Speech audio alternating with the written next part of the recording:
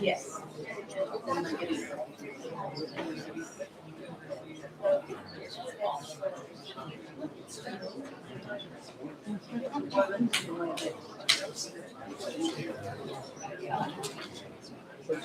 Ya yo veo que estaba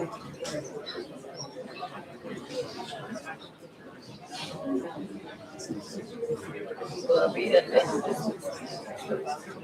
hablé con ella una hora antes de ella ir. Ella pues hablé y le hablaba.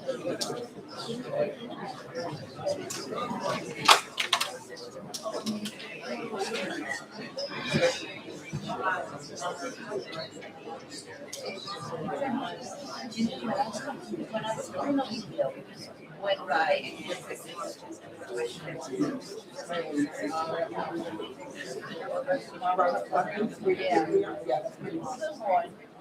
Carrying something. Yeah, but in the morning, he turned around. We closed the net. He was ready to go out. He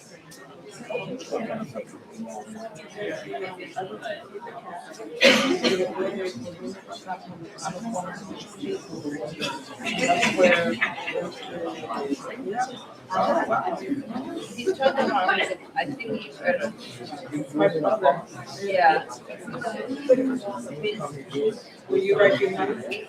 No, you already started the one. Open up. And he asked her, and he did. And she turned around. Yeah. When no lo conocía,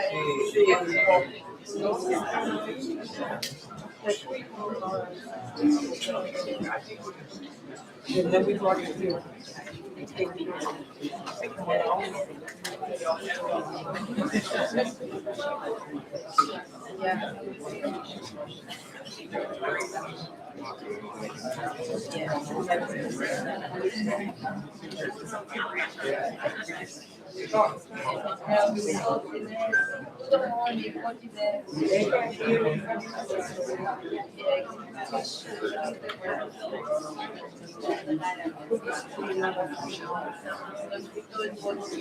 yeah.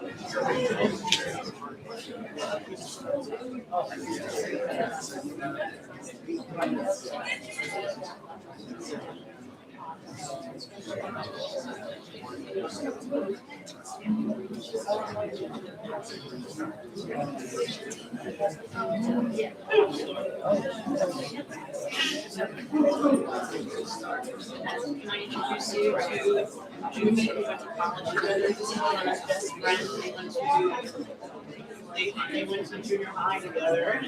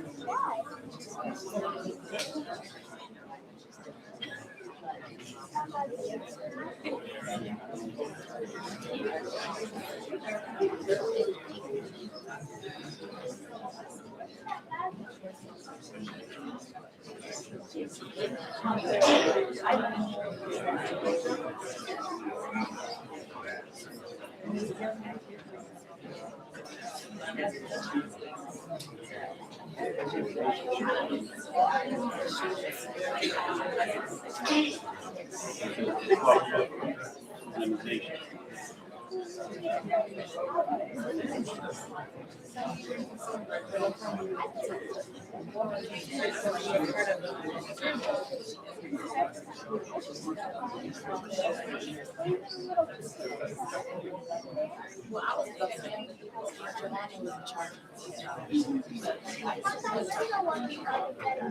Didn't get it.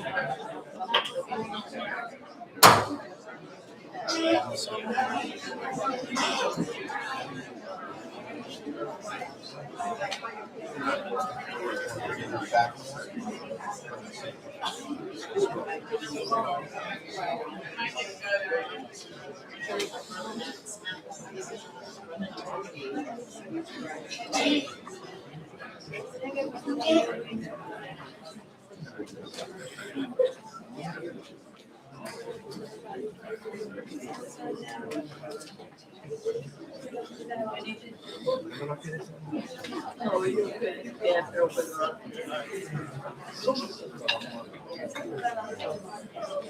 Para que nos saquen el video.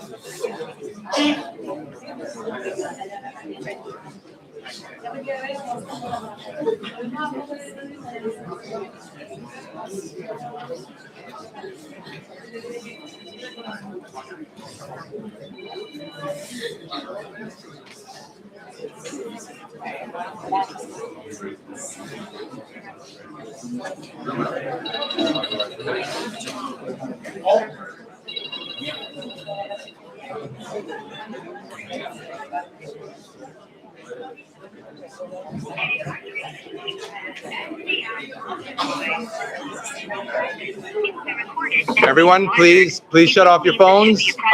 We interrupt the regularly scheduled program for this very important call.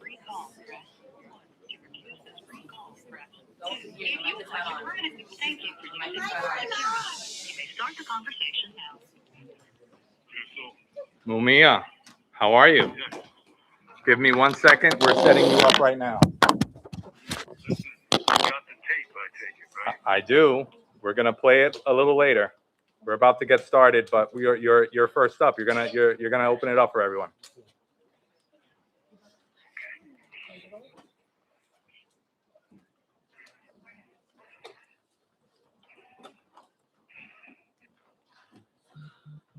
Are we on? Mumia? Yes, sir. All right. Just mic it. Ready when you.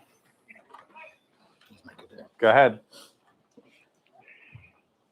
My dear friends, dear family, brothers, sisters, and comrades. Hold on 1 second, Mumia. Sorry.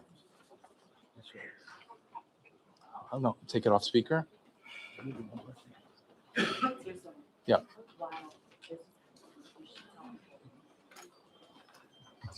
Excuse me, everyone. While we try to figure out these technical issues, we have Mumia Abu Jamal on the line who wants to say a few words. Johanna was very important to the Free Mumia movement and had a very special relationship with Mumia, and he wanted to say a few words. Go ahead, please. Dear brother, dear sister, dear son, dear friend, and comrade. 1 second, Mumia.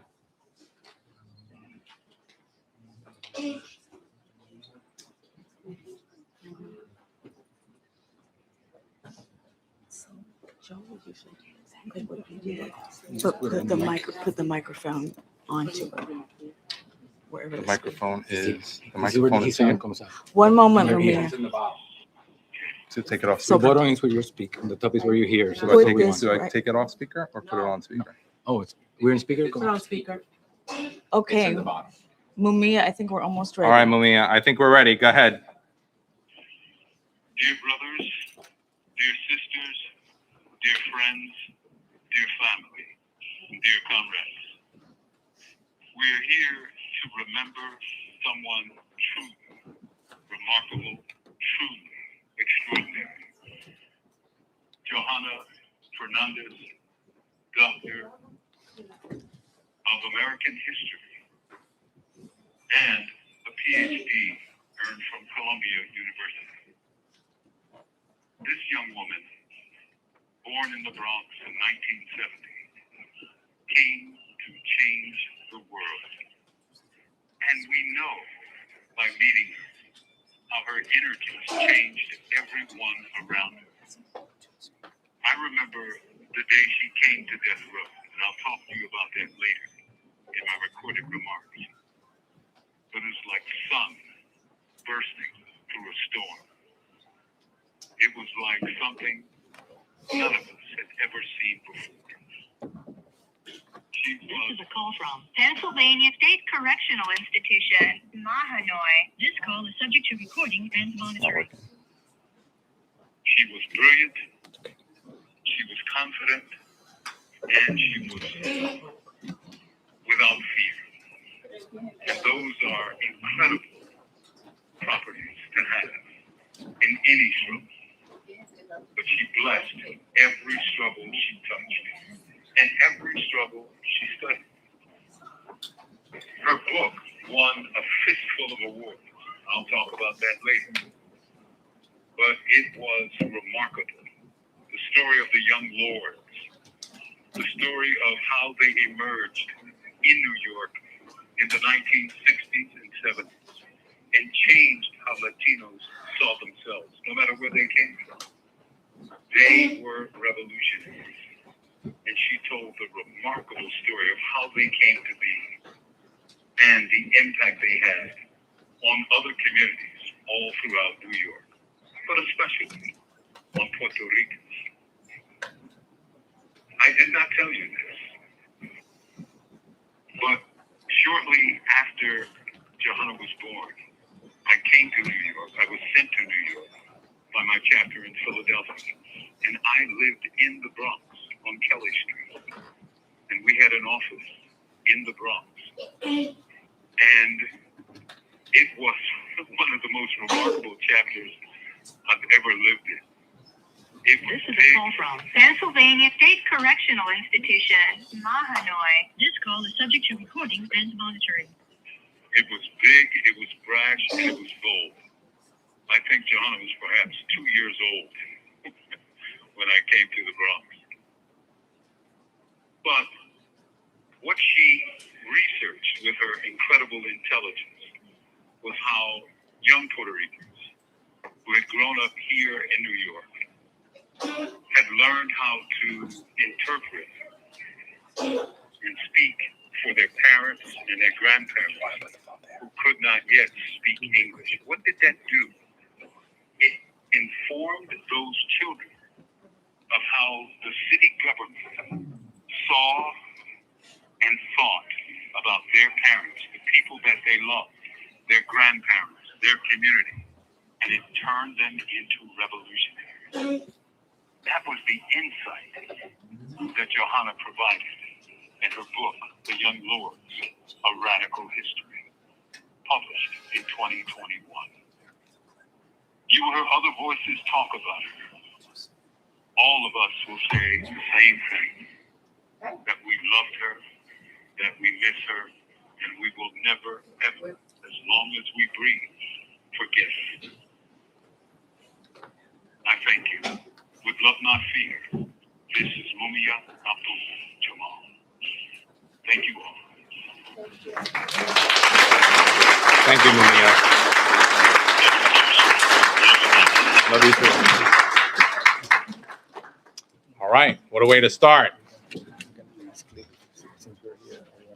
We're going to start now. So we're going to start the services, which will start with my aunt, Ramonita, Johanna's aunt, who will say a few words.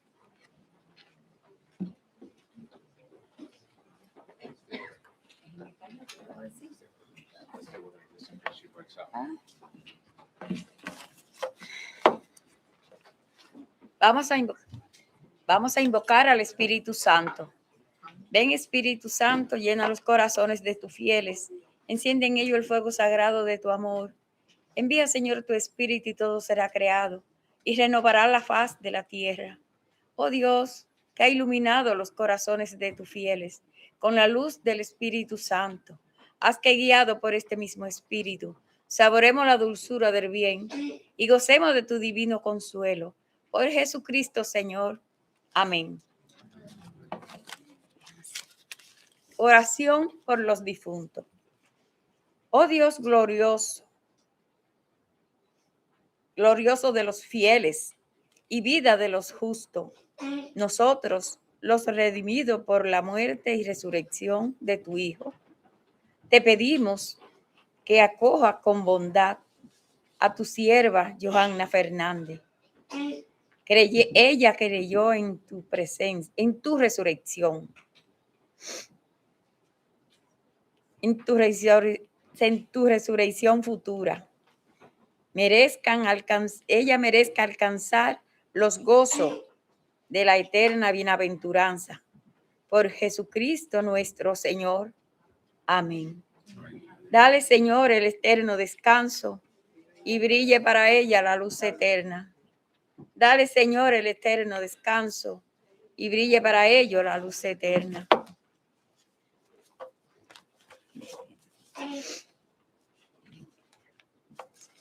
Ya, Dios, después que la puse, Dios. Ay, mi Dios. Todo su tiempo. El canto fue. Dios mío, ayúdame.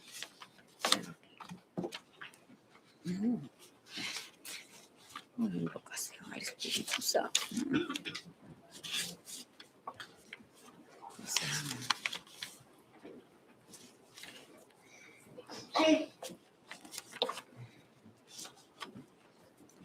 Hazme un instrumento de tu paz. Donde haya odio, lleve yo tu amor. Donde haya injuria, tu perdón, Señor. Donde haya duda, fe en ti. Maestro, ayúdame a nunca buscar querer ser consolada como consolar, ser comprendido como comprender, ser amada como yo amar.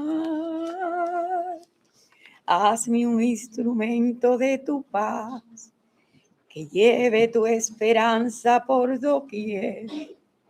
Donde haya oscuridad, lleve tu luz. Donde haya pena, tu gozo, Señor.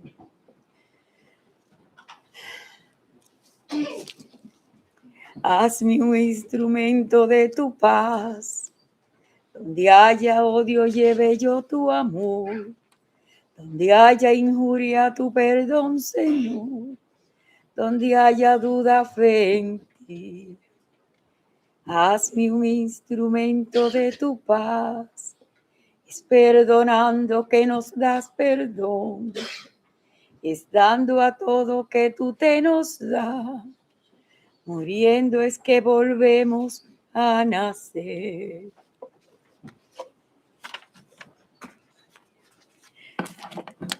Gracias, Señor. Gracias por mi sobrina.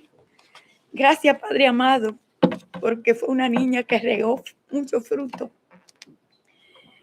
Gracias por el poco momento que nos la diste, Señor. Pero yo sé que ella está en muy buen sitio. Ella está junto a ti, Señor. Porque ella regó en la tierra lo que tú nos mandas a cada uno de nosotros. Y ella hoy va a cosechar esos frutos que ella regó, lo va a cosechar junto a ti. Gracias. Buenas tardes.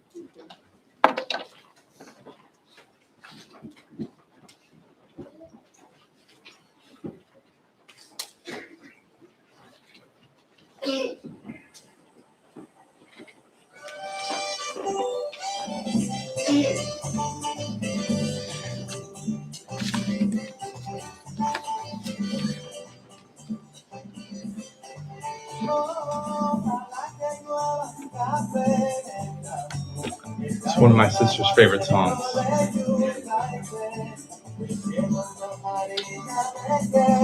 We played it here 7 years ago for my father's funeral as well.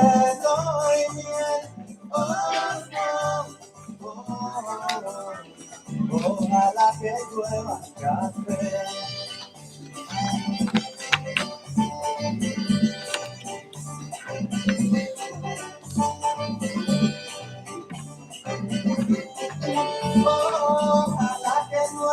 café en el campo, peinaron blancos de el trigo y después bajo la colina de arroz graneado y continúa el arado con tu querer.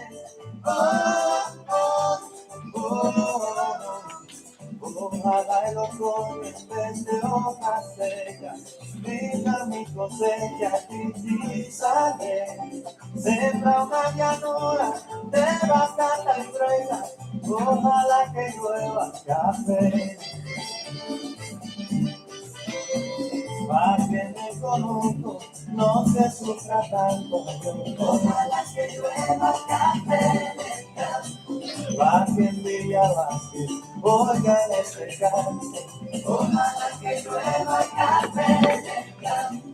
Ojalá que llueva, ojalá que llueva, ojalá que llueva café. Ojalá que llueva café.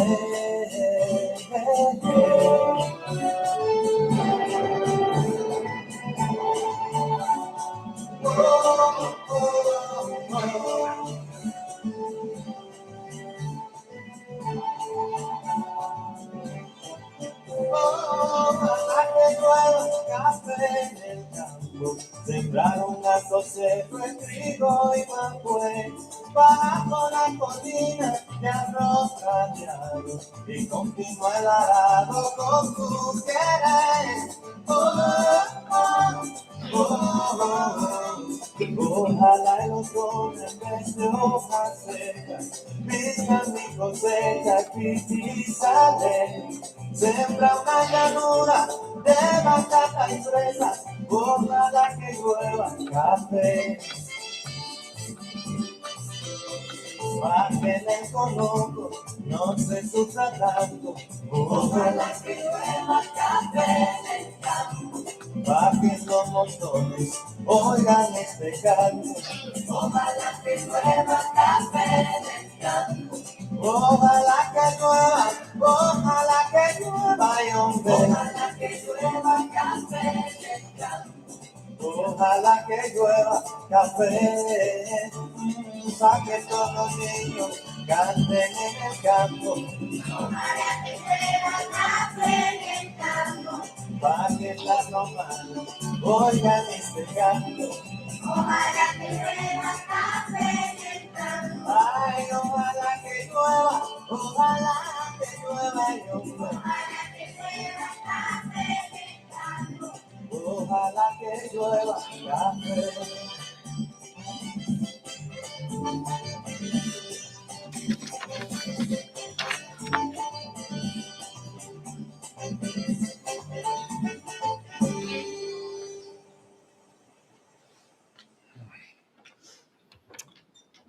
Bienvenidos a todos. Mi nombre es Tirso Apolinar Fernández Jr., el más joven de los cuatro. Ha sido una semana difícil. En nombre de mi familia y la doctora Johanna Fernández, descanse en paz, le doy las gracias del corazón por todo el amor y el apoyo que nos han dado. Este debe ser el primer funeral en la historia con interns. Un shout out grande para Shadei y la misa. La última vez que estuvimos aquí fue hace poco más de 7 años, en el funeral de mi papá. La única hembra, doctora Fernández, era todo para él y él todo para ella.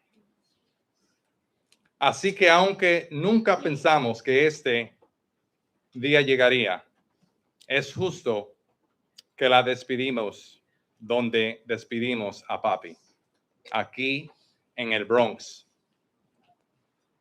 donde nos criamos. He hablado con tantos amigos y colegas de la doctora Fernández, y aunque yo sabía que ella era importante, no fue hasta ahora que vi de verdad todo lo que ella logró.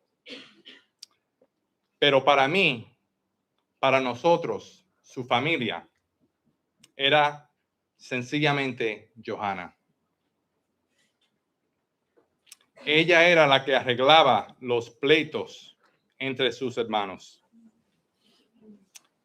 Ella sabía cuál era su papel y me molestaba como toda hermana mayor molesta a su hermanito.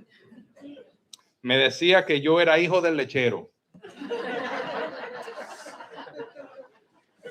y yo le hacía burla de sus piernas sin tobillos. Pero ella me protegía a capa y espada. Mi primer viaje de universidad fue en 8º grado. Cogí una guagua Greyhound desde la 42 hasta Brown con mi mejor amigo, varón, para visitarla un fin de semana. Ella nos dio la llave de su dormitorio y algo de dinero y no la vimos más. Pero la pasamos muy bien. Ella me ayudó a escribir mi ensayo para Brown sobre la pena de muerte, como era de esperarse. Usé las ideas de ese ensayo en una clase de 2º año de universidad y me saqué mi primera A+. Aunque ya no esté físicamente con nosotros hoy, ella deja un legado increíble. Pero el legado no es solo lo que uno deja atrás, es quien se queda aquí para llevarlo adelante. Y nadie le vas a poder decir lo que ella significaba mejor que su sobrina de 7 años.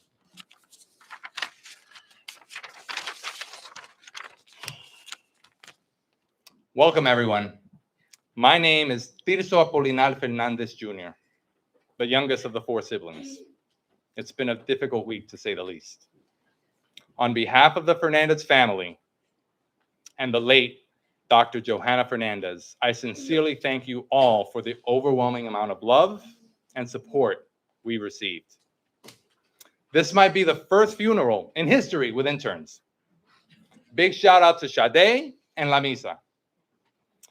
We were last here just over 7 years ago for my father's funeral. The only girl, Dr. Fernández, was the apple of his eye, and he was the apple of hers. So while we never thought this day would come, it's only fitting that we honor her life where we honored our fathers, in the Bronx, where we're all from. I've spoken with so many friends and colleagues of Dr. Fernández, and while I knew she was kind of a big deal, it's only now that I see just how impactful she was. But to me, to us, her family, she was simply Johanna. Johanna was the one who bridged the gap between her warring siblings. She knew the assignment, and she teased me the way every sister does her younger sibling. She said I was a milkman's son and called me Dodo Bird. I told her she had Greek columns for legs and made fun of her cankles. But she was fiercely protective of me. My first college trip was in 8th grade. I took a Greyhound bus from 40 Deuce up to Brown with my best friend Baron to go visit her for a weekend. She gave us a key to her dorm, some money. We didn't see her until we left. We had a great time. She helped me write my Brown essays about the death penalty, no less. I used the ideas from that essay in one of my sophomore year classes and got my first A+. Although she may no longer be physically present with us today, she leaves an incredible legacy behind. But legacy isn't just what you leave behind. It's who's still standing here to carry it. And nobody's going to tell you what she meant better than her 7-year-old niece. Valentina, honey, you're up.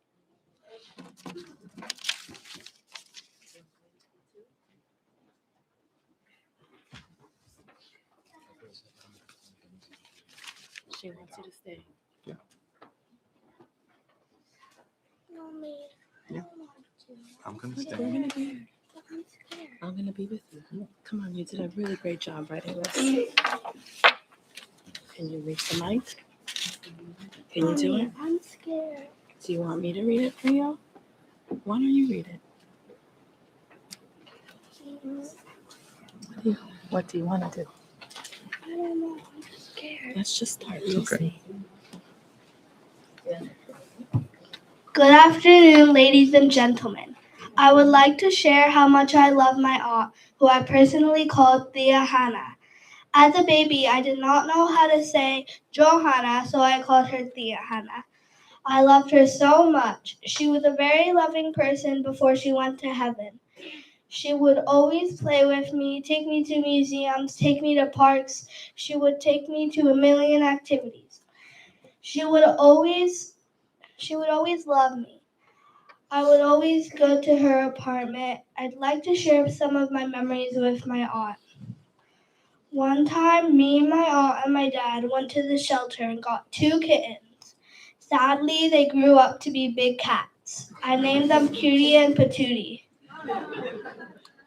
Once we went to the museum, and my parents thought we had died because we were gone for so long.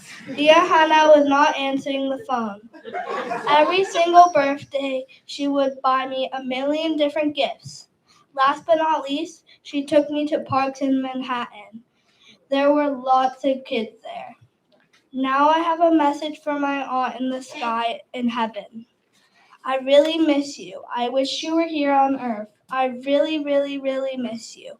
If you were still here, I would tell the doctors to fix your illness and not to let you go to heaven so that we can go to all those parks and in museums in Manhattan and I can visit your apartment and see the kitties. I swear I would do anything to keep you alive.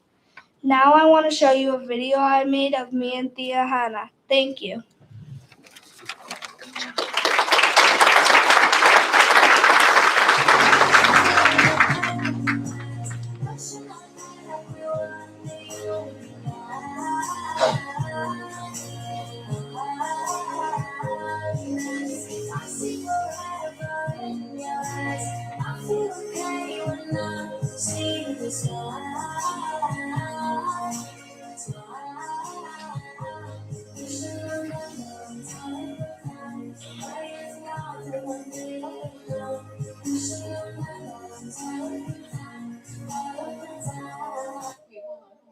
Wait, hold on. Go now. Say it. I love you, baby. I love you, little baby. Are you ready? 5, 6, 5, 7, 8. 5, 7, 8. 5, 6, 7, 8. Are you ready? Junior?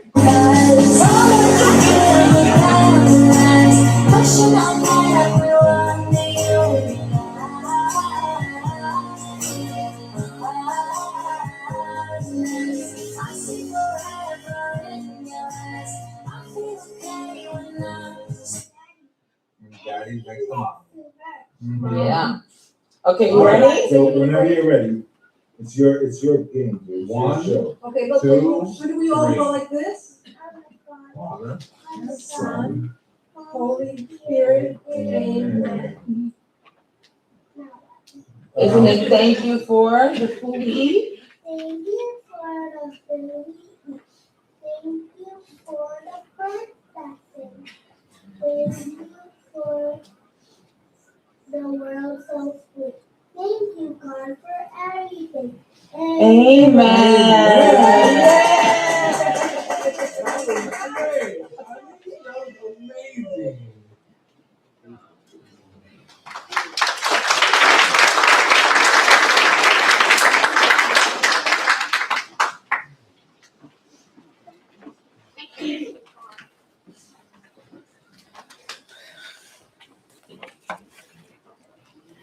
We have not come here alone. We carry our people in our bone. We have not come here alone. If you listen, you can hear them in my soul. If you listen, you can hear them in my soul. No venimos aquí solos. Cargamos a nuestra gente en nuestros huesos. No venimos aquí no estamos aquí solos. Y si hacemos silencio, los escuchamos a ellos en nuestra alma. Vamos a escuchar a nuestra hermana, amiga, compañera, hija, Johanna. She's with us today. She's in our soul. And forever, she will be there. Escuchémosla en nuestras almas. Ella siempre va a estar ahí con nosotros. Esta canción me vino a la mente y esta canción es de nuestro amigo Luaya, de Peace Poet, right?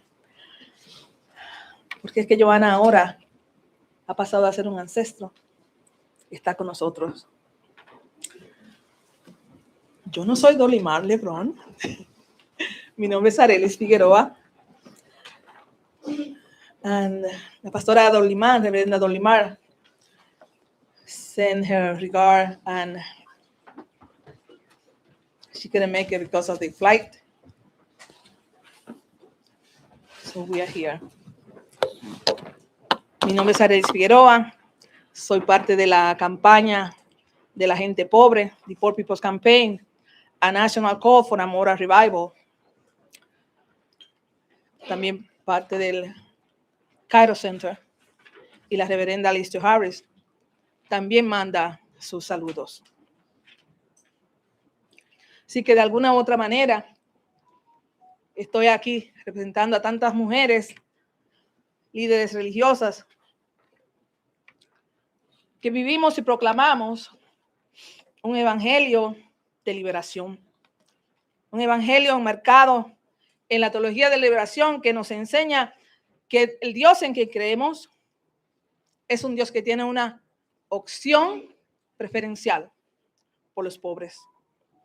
El Dios encarnado en ese hombre judeo-palestino al que llamamos Jesús vino a predicar un mensaje de justicia, paz, libertad, equidad para todos. Y es aquí, quizás donde más conectamos con nuestra hermana Johanna. La conocí quizás como muchos de ustedes en las calles, en la lucha, haciendo estrategias, organizando rallies, practicando con sus palabras y sus escritos también lo que ella decía. Hemos oído, ¿qué más de oír de mío? Hemos oído de todo su trabajo, sabemos de su trabajo como una scholar, pero lo verdaderamente grande es que esta pasión de ella, esta convicción, no se quedaron en los libros, se materializó en acciones. Y ella transformó muchas vidas. Me pidieron hoy también que trajera un mensaje muy especial para su madre y su familia. La separación es triste y es bueno que lloremos, pero estamos aquí para acompañarla, que no tenga duda que su hija ha dejado un legado muy grande. Fue querida y respetada por muchos. Y si la amamos a ella, la amamos también a usted y amamos a toda su familia. The song I began with was the song that came to mind when I was invited here. It's a song from our friend Luaya, from the Peace Poet. We carry our people in our bond. So we carry Johanna now as ancestor with us from this moment on in our bond, in our mind, in our heart. But what does that mean to carry her in our bond? God is in the work, right? That was Johanna said at a moment when friends and courage grew discouraged. God is in the work. Dios está en control, decimos. But we don't necessarily need to succeed now, but we have to try. God is in the work. And so to carry her in our bond It's not just to remember her, but to carry on that fight. How are you going to carry that fight? So, decimos, Johanna vive, la lucha sigue. Johanna vive, la lucha sigue. If you listen, you can hear her in my soul.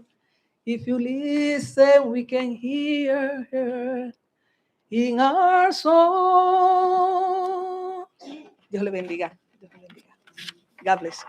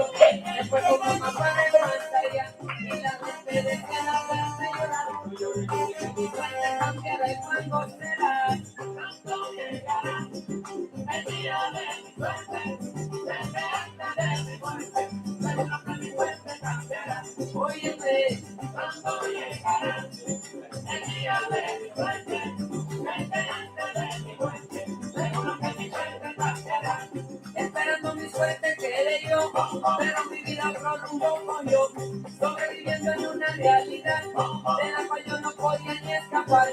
Para comer hay que buscarse bien, antes que contar en la sociedad, alejarte de ti y mi amistad, no te apures que tu suerte cambiará, oye verás.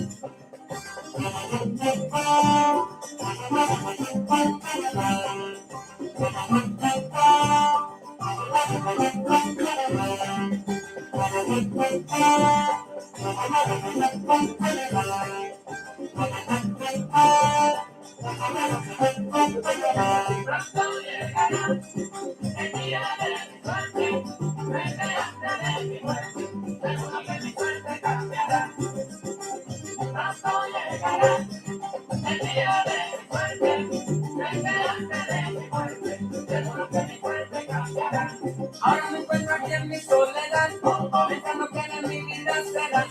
No tengo sitio donde regresar, y tampoco a nadie quiero ocupar. Si el destino me vuelve a traicionar, seguro que no puedo fracasar. Estoy cansado de tanto esperar, estoy seguro que mi suerte cambiará. ¿Y cuándo será? Pronto llegará el día de mi suerte, la esperanza de mi muerte. Seguro que mi suerte cambiará.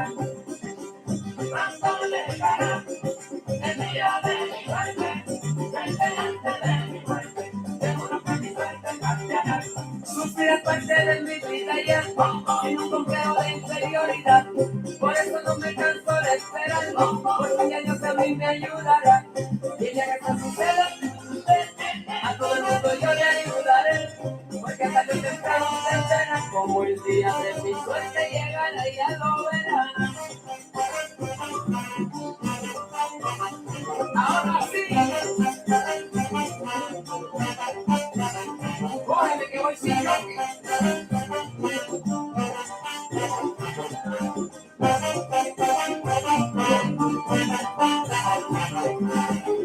Pronto llegará el día de mi suerte, la esperanza de mi muerte. Seguro que mi suerte cambiará.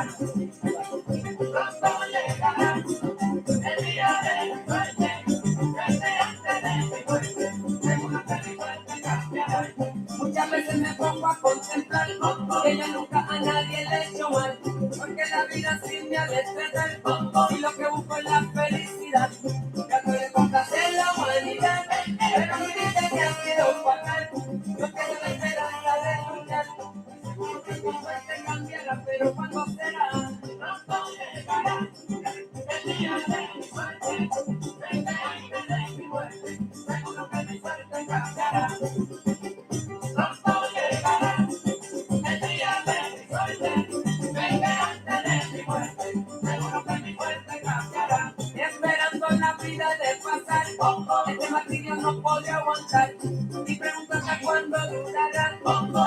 no podré sobrellevar. Si el destino me vuelve a traicionar, seguro que no puedo fracasar. Estoy cansado de tanto esperar. Estoy seguro que mi suerte cambiará, pero ¿cuándo será?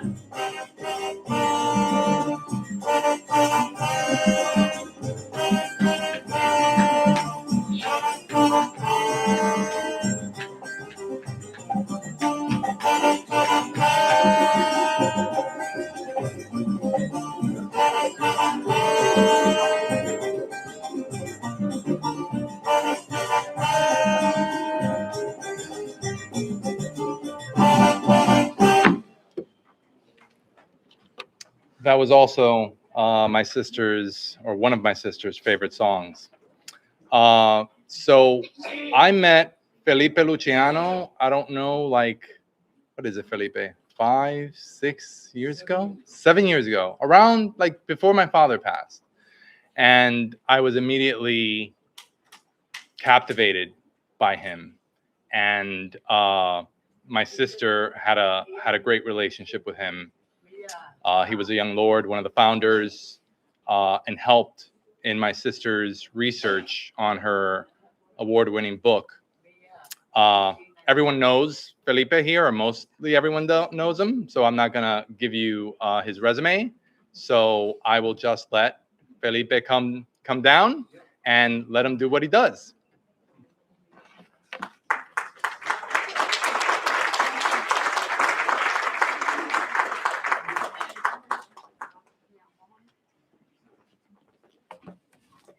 I don't know how many of you, can you hear me? Can you hear me? This microphone has been a problem, huh? ¿Cómo está, señor?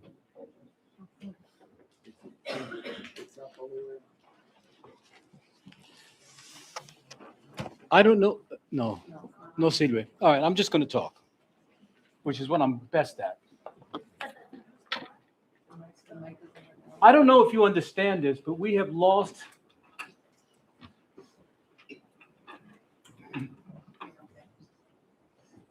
a great warrior. We have lost an incredible revolutionary. We have lost not only an intellectual, but a revolutionary. That's right. It's one thing to go to college and get your PhD and teach. She taught and acted. She was there all the time. When she was going through the throes of her cancer, the throes of it, I looked at her and said, baby, you don't look good. She said, don't even talk about it. She was doing the Latinx revolutionary movement. And it was soon after, and by the way, we were told she was in remission. So I figured, okay, we'll have it. When she died, I just locked my room. I just locked myself in my room. I wouldn't come out. You got to understand, when you lose a warrior, when you lose a revolutionary, it's ridiculous. You don't know. You ask God, why? With all these fools out here acting stupid. Why not Trump? Take him out. Why do you have to kill her? Why? She moved to another neighborhood. As long as we remember her name, she will never die. As long as we remember Johanna Fernández, she will never die. I used to, I wondered how she dealt with tenderness. And when she was talking about Tirso and the baby, Valentina, she said it with such, I said, she really, really has the essence of femininity. Because, you know, she could be very hard and you wonder what's going on with her. She's hard on me. But she was wonderful. She was a wonderful human being. Now, here's the thing about her. Many of us Latinos talk about unity, but we don't act on it. We don't act on going out to get black people to come in. We don't act on going out to get white people in. We don't out to get revolutionaries and intellectuals together. She did it. Look at this room. Plus, she got a degree in a doctorate. Damn. Amazing woman. An amazing woman. We need to tell our children about Johanna. We need to tell our young women that there was a woman named Johanna Fernández who beat the odds. That's right. She beat the odds. She was black. She wore braided hair. My mother would have killed her. And she was fine. She didn't think she was pretty. That's what knocked me out. She didn't think she was pretty. I said, baby, you were fine. They said, you're just saying that. She was beautiful. I'd walk with her, hold her hand. It was wonderful. I mean, I think she was shy. A lot of you don't know this, but she was shy. She didn't brag about her degrees.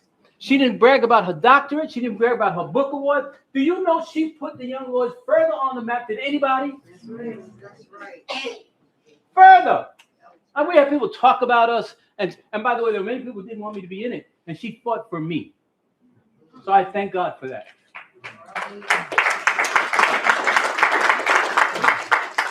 I wish that she had been around when we started the Young Lords, because I would have drafted her immediately. She was an amazing woman. She loved theater. So one day we were together. We went 7 years ago theater. So we had a dinner. And I said, why don't we form a family? Why don't we form something here? And she said, yes, we should. Tirso was very nice. Didn't act up. He's a wonderful brother. I didn't meet the other brothers till later. And of course, we never got to consummate that relationship. Folks, the one antidote to depression in the revolution is family. I'm going to say this again. The one antidote to depression, and I go through this, is family. It's also good if you have a spiritual center. Don't forget the church or the mosque or the synagogue. Whatever it is that you need to go outside of yourself to feel the Holy Spirit, whatever it is, so that he or she, God, can give you a sense of faith. Faith is the substance of things hoped for, the evidence of things not seen. Johanna embodied that. I don't know how she kept it up. How'd she do it? You tell me diagnosis, a 4, whatever it is, the worst. Man, I go into my hole. She stayed out, andando, walking all the time. Felipe, come here. She's wonderful. Let us not. Okay. Let us not. There's a depth of feeling that we have to go through. I hate when people say don't cry. Cry! That's right. Get it out. Get the grief out. Yep. I've lost so many people. I lost Denise. Lost her. She used to get on me all the time. So many other people we've been losing. I wonder if this is the season for the renewal. You know, the old go. I have a friend, I'll be doing the last post, who said they just moved to another neighborhood. We're all going there. We talked. Felipe Hinojosa came over to me and said, let's build this Latinx. And I said yes. Didn't follow through that much.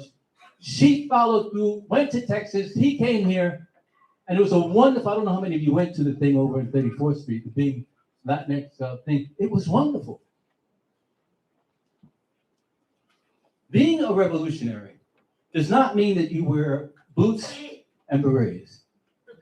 It's the commitment to struggle. It's the commitment to abolish these class and race and ethnic separations that keep us from moving as a people. We are better than this. And right now, we're going through a period where I wonder if we're going to have a civil war in this country, because it's gotten so bad. I mean, when the guy says to us, and forgive me, Johanna, forgive me for lapsing into this one. If the guy tells us, I want and fund more billions and more billions to build because we don't have enough bombs, I said, where are we going with this? It's horrible. If Johanna were here, she would say, remind them of the midterm elections. We've got to vote, folks. We've got to do it. For me, I'm going to miss a sister. I'm going to miss a woman who made me think more of myself than I thought of myself. She wouldn't let me just go into this Black Latino thing. No. You are somebody to everybody. Don't let that fool you. She was also beautiful. I love watching her. I love her smiling. She would laugh in a funny way. She was so serious sometimes that I would say, lighten up, baby, lighten up. And I'll say this to all of you. Revolution is something you want to follow, but it's not something you want to die of unless you have to. Lighten up. Relax. Our children are not going to go into. So many revolutionary children are out of it. You talk to them, they're out of it. The pressure on them to be revolutionary, let them be themselves. If they want to play piano, let them play piano. If they want to dance, let them dance. Please. I'm pretty sure she loved Valentina that way too. She loved that little girl. So I asked the Creator to keep me going, to let me follow in Johanna's footsteps, because I don't think I'm anything compared to her. She was just a wonderful, wonderful revolutionary. She kept it going. And she was an academic. So those of you who think that leaving school is what's happening, it's not. Keep those kids in school. And when they want to go out, say, no, baby, you got to do so. You can't live here. Get them into school. Because she was able to see the relationship between oppression, class, race, through school. Some professors are angels. Mine were. My teachers were angels. There's social workers who are angels. Anybody who could lead you to humanity is someone you want to be around. So, folks, let us remember Johanna smiling, her walking in the demonstrations, her leading. Listen, what she did for Puerto Ricans is unbelievable. How does a woman from Santo Domingo come here and unify Puerto Ricans? How does that happen? And then goes to Texas and picks up a Mexican American. Listen, she did what we talked about. We talked about unity, all Latino unity. She did it. She didn't talk about it. She put together something that all of us, none of us feel funny here. Black folk don't feel funny here. It's wonderful. This is what we need in this city. She also helped the Madami wave. I believe she led the way. People now can see there's a chance for us to take over the city with a goodwill. There's going to be a change in this country. It's already happening. And maybe God took her out before it gets nasty. It's going to get nasty now. Do not fail. Do not lose heart. Do not lose faith. It's going to get nasty. Be black, be bold, be beautiful. And I went to the Dominican Republic the other day. And I said to myself, I want to find out where she's coming from. Man, those people are beautiful. And they would talk to me nicely. In Puerto Rico, they get a bit aggressive. Shut up. They were nice to me. And I asked them, why do you speak so softly? They said, con una palabra se puede resolver todo. With one nice word, you can change everything. And that's what she did for me. Folks, pray for me, pray for my family, and pray for Johanna's family, Tiso and the baby. And let us try to reproduce the Johannas time and time again in every classroom, in every encounter with somebody. Hug those babies because we need them. I noticed the baby who was coughing stopped coughing. Thank God. I'm telling you, not the power of my voice. God is good. So listen, we have a long way to go. Remember, I say this again, when you go outside, it's not enough to be here in the morning. When you go outside and you see the guy on the block, what's up, dude? Hug him. They don't know what to do with that. Kiss them. Let them know, hey man, what's happening? How you feel? Oh, I'm all right, man. You got some money? No, I don't. Johanna was a role model that we should all follow. If all of us could raise our daughters like Johanna, we would have no problems. If all of us could raise our men like Johanna, we'd have no problem. I ask you to pray for her memory. Remember her. Always say her name. Johanna Fernández. I'll never forget it. God bless you.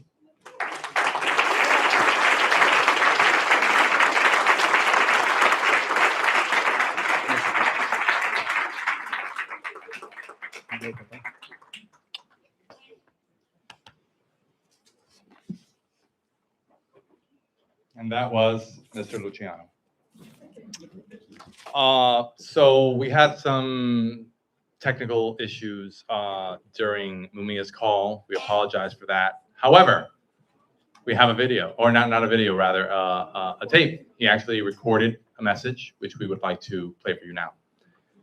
Will you do the honors?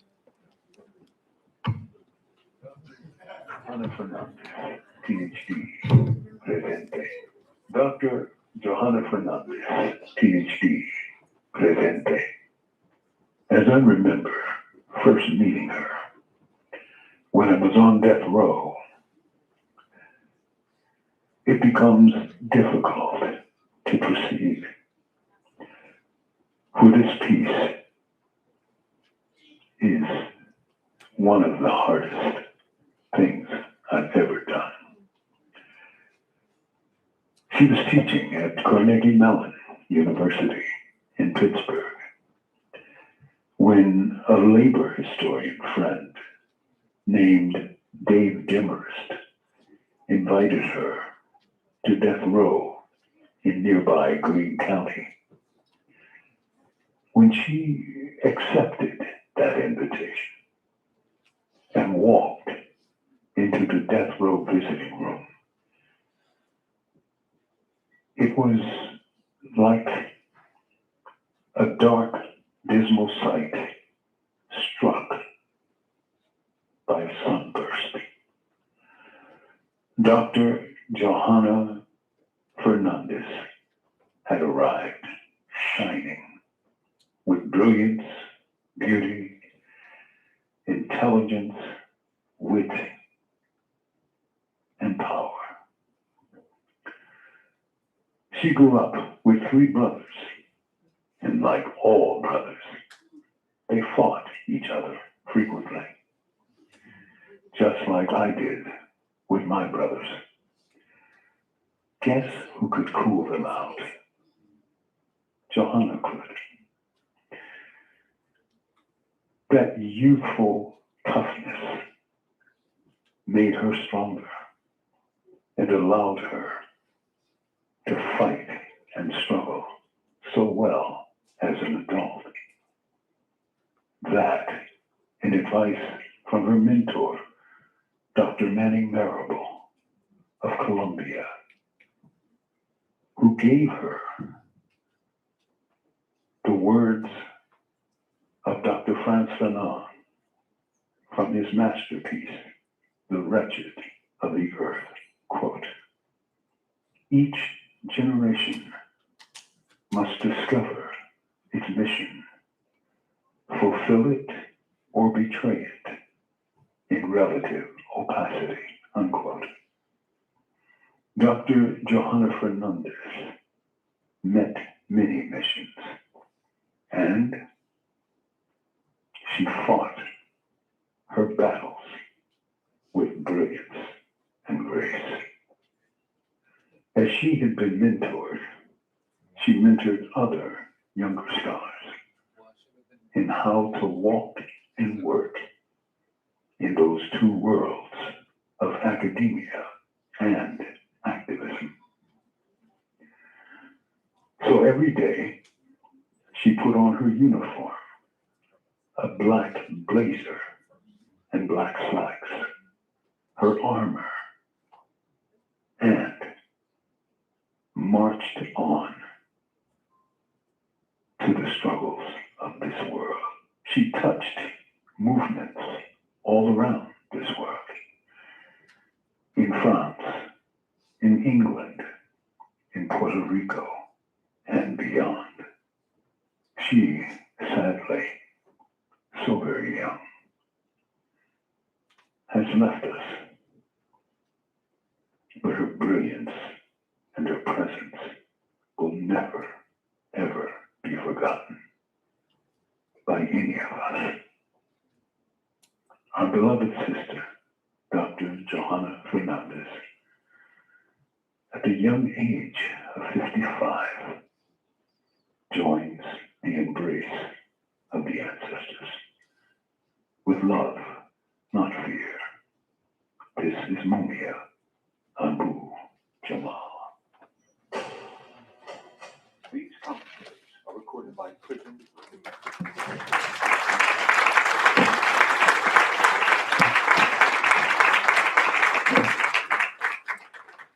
So we are in the final stretch here. So please be patient and bear with us. So right now I would like to call my siblings, Osvaldo and Giovanni, if they would like to speak, to say a few words. Giovanni, are you here? I am. Osvaldo. Oh, wow. You made it happen with the white jacket, Giovanni. I'm impressed. I am impressed. Oh, obviously the wife. Is Cookie here? Where's Cookie? Can someone get Cookie? He should be here. So Cookie, which is a wonderful name, is our cousin. And he held vigil with us over my sister for a solid 45 days before she passed. He spent nights with her. I spent the last 36 hours with her. But he spent many more, actually. And what's even more impressive is that, he's not, he's got his own health problems, but he didn't let that stop him from being with Johanna. Despite his health problems, he would hop on a train from Long Island and go to 34th Street to, what is it, Kimmel? To the Kimmel Hospital and actually see Johanna on a daily basis, essentially. And for that, Cookie, we love you. All right, guys.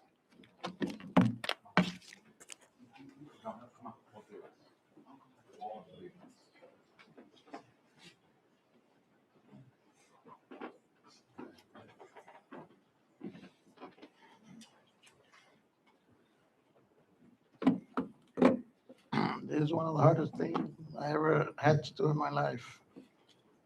Saying goodbye to my dear sister. Esto es una de las cosas más difíciles que he tenido que hacer en mi vida. Decirle adiós a mi hermana, a nuestra hermana Johanna. Desde niños nosotros crecimos juntos todos los fines de semana. Nos juntábamos todos, Osvaldo, Giovanni, Johanna. Junior estaba bien pequeño. Casi no llegó a jugar con nosotros. Me acuerdo que mi tío me decía, cuida a la negrita, porque ella no anda con Osvaldo ni con Giovanni, es contigo que anda. Ella siempre era conmigo que andaba. Desde que yo me enteré que ella se puso grave, yo iba todos los días, 2 y 3 veces al día. Salía de la casa de madrugada, mi hijo me decía, Justin, papi, ¿para dónde tú vas? Me decía, no, I gotta go somewhere. I gotta go somewhere. ¿Tú estás bien? Sí, yo estoy bien. Yo tengo una condición, pero Johanna me hacía mejor. Me daba la fuerza de seguir para verlo, porque lo que ella estaba pasando no es nada comparado con lo que yo tenía. De mi problema no creo que vaya a fallecer. Yo llegaré a viejo, si Dios quiere, si me cuido. Pero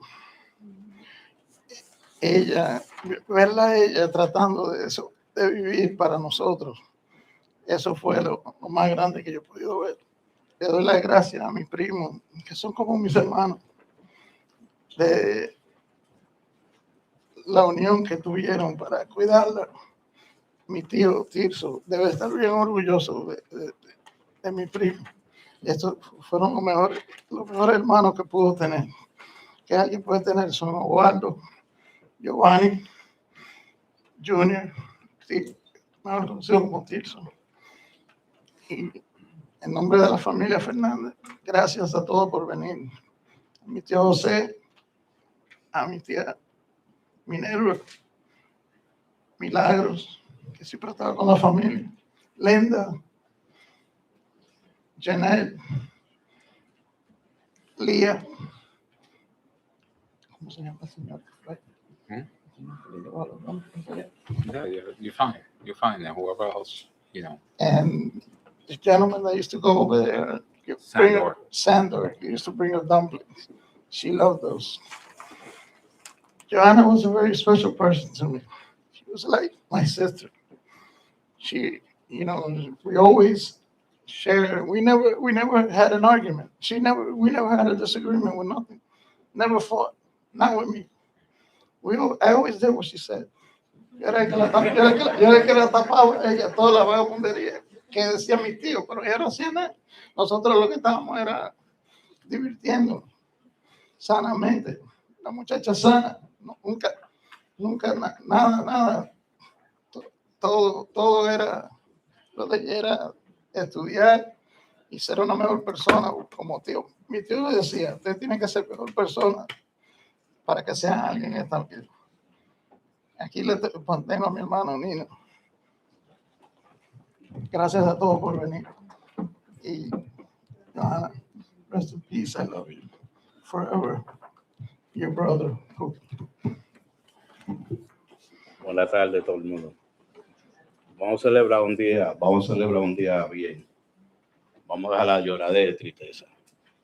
La prima de nosotros era una persona bien especial y espléndida. Ella era como la hermana de nosotros. Como decían, el clan de los delincuentes. Pero ella lo protegía mucho. Cuando el tío y la tía de nosotros lo protegían. Y ahí es donde ella vino con su The Activist. That's where it kicked in. Because she had a lot of heart.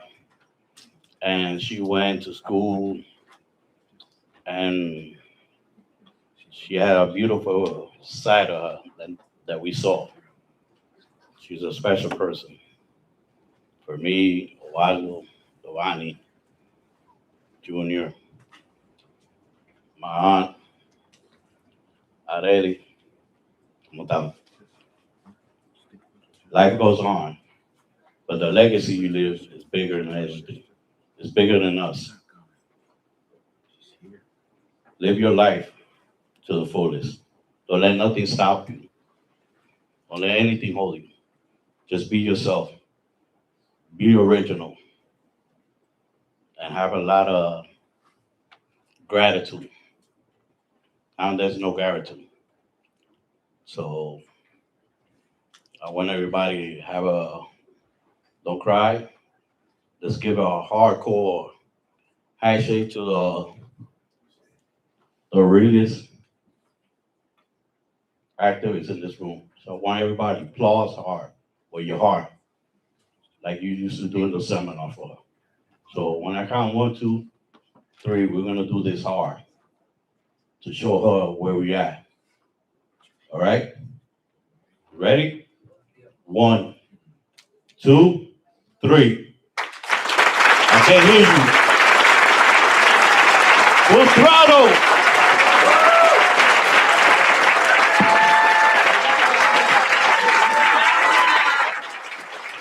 Let it all out.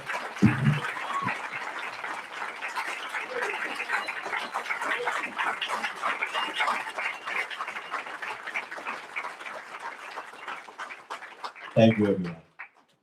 I bless. I'm Johanna's oldest brother, Ozzy Osvaldo. And the last 2 months have been hell, to say the least. We all have our friends, you know. For me, I just want to say a special thank you to Cookie, my wife Maria, my good friend Larry Velez, and his wife Barry Sansusi, because they held me down. They were the ones that were by my side for the 2 months that I've been here dealing with my sister. I didn't know my sister had all these accolades. To me, I'm a peasant compared to that. And I'm fine with it. To me, her accolades, and sorry if I insult anybody, didn't mean anything to me. Because she was a simple lady. And like me, you know. So my sister wasn't materialistic. She was into her stuff. To me, my only concern was my sister's health.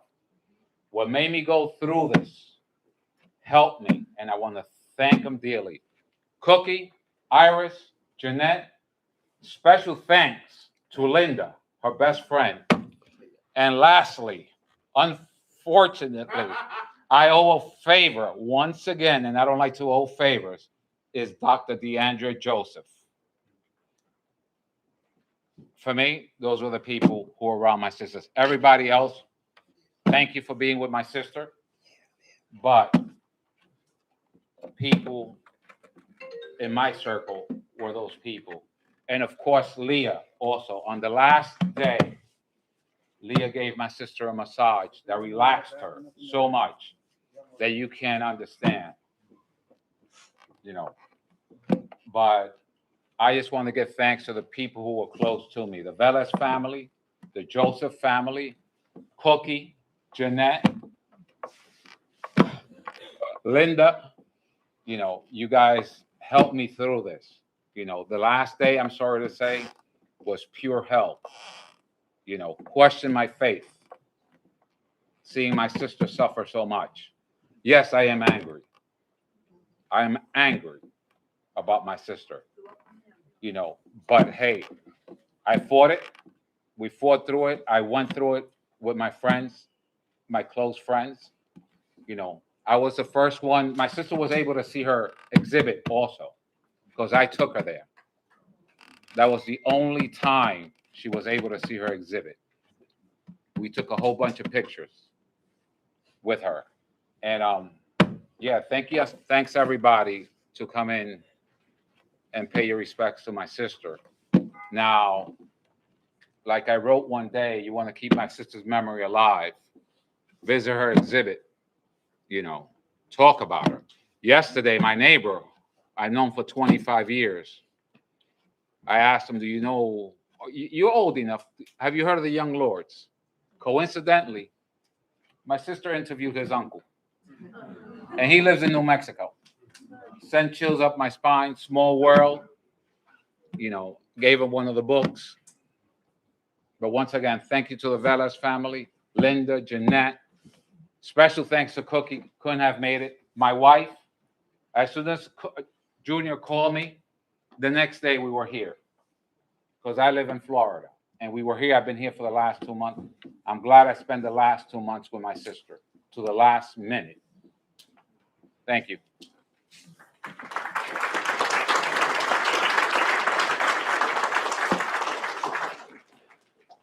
Hello, folks. Hello, folks. Thank you for coming.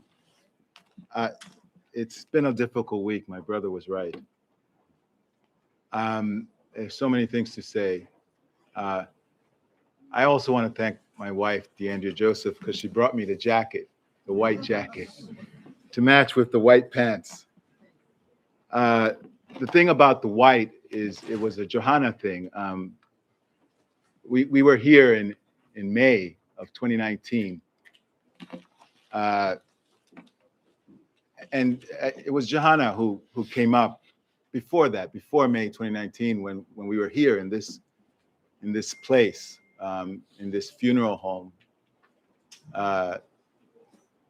to say goodbye to our father, Johanna Fernández. It was the same funeral home, and we wore white then. And at some point, at some point before that, we had an 80th birthday party for my father, and it was her idea for us to wear white. And so I really felt uncomfortable walking around with the blue and not the white, and so I thank DeAndrea for getting the white jacket so I can wear white as my sister wanted and encouraged us to do. I have a lot to say, but I want to start out, and I'm not going to say a lot. I have been thinking about my sister, obviously, all this week. The last time we were here, I remember the pastor looked out into the audience, and he was so impressed. He was so impressed by the number of people that came to see my father. He was so impressed by the energy in that room, and he said, I remember him saying that we have to do something with this energy. We have to do something with this goodwill. Apparently, he didn't know my father, but he He surmised that my father was a good person. He surmised that my father was a kind person by the number of people that came out to the funeral to pay their respects.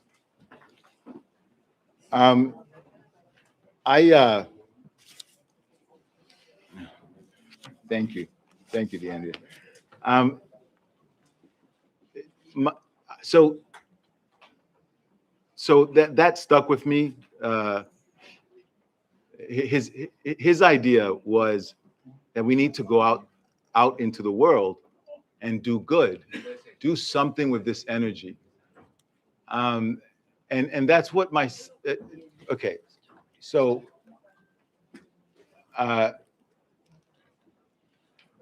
I'm one of the Waring brothers, right? There's just been talk about Waring brothers.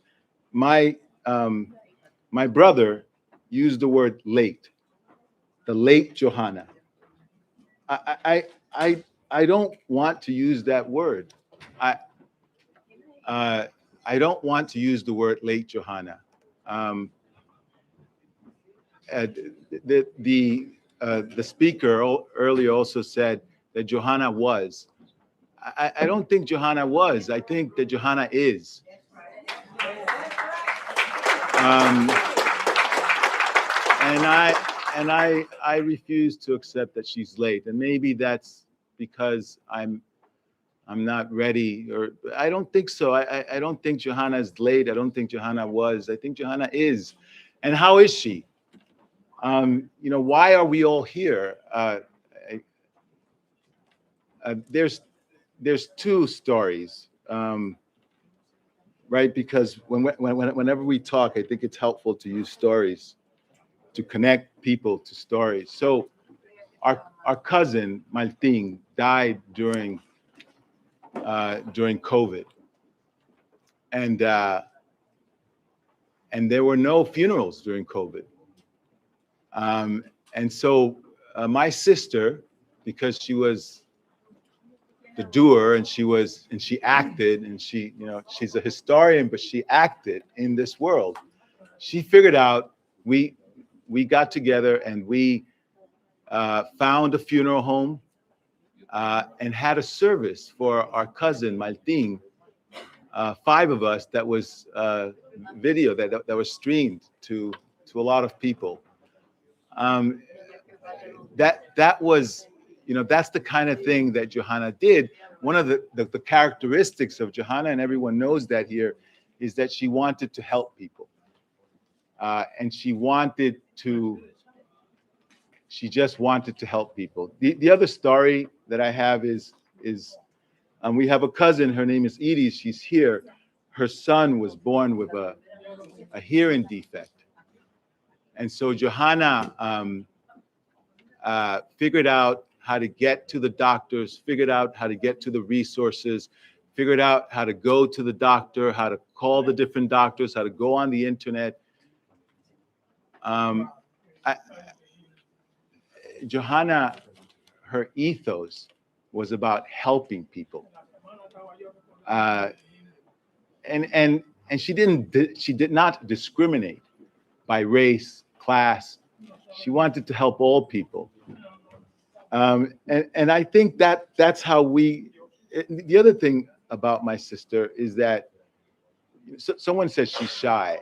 I'm not sure about she's shy. She definitely had her, she was not, as far as I remember, she was not shy.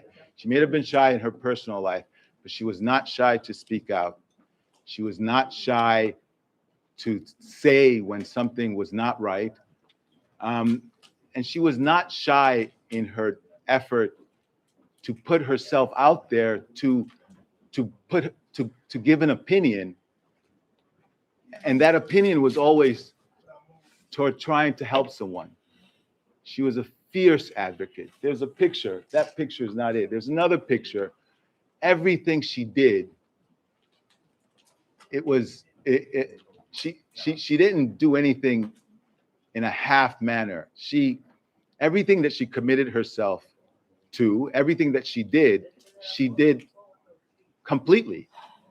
She committed herself completely to whatever cause she was doing. The book that she wrote, she committed herself to that book. So what am I saying? I'm saying that as we move forward, as we leave this place, I think I would encourage everyone here to believe that Johanna is alive. She's alive in the sense, going back to that person that pastor in my father's funeral. He said, go out there and try and do good. Try and do good. And we should do that. We should all go out there and live fiercely. Johanna lived fiercely. She didn't allow this giraffe, that she called it, to stop her from living fiercely. And the other thing that I would encourage everyone to do is to help. Johanna's ethos was about helping people. And so I encourage everyone to go out there and help. Help the strangers, help the family. If someone has cancer, help them. Visit. If someone needs help getting access to health care, if someone needs help with a funeral, try and help. And that's what Johanna did. And if we all do that, if we all go out there and help, Johanna, everything she did was about helping others. If we all go out there and help, Johanna is not the late Johanna Fernández. And she wasn't something. She will be that person in all of us. Thank you.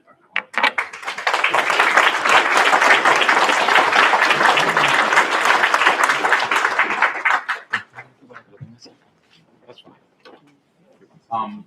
What do you got? Jose, thank you.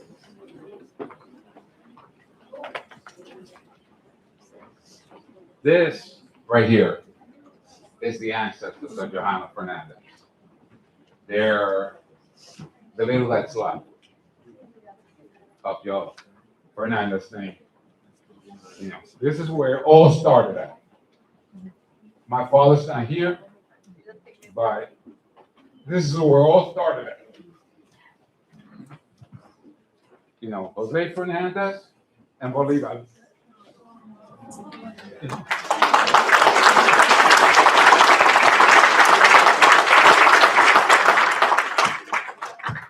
They're representing my father here, who made everything for me.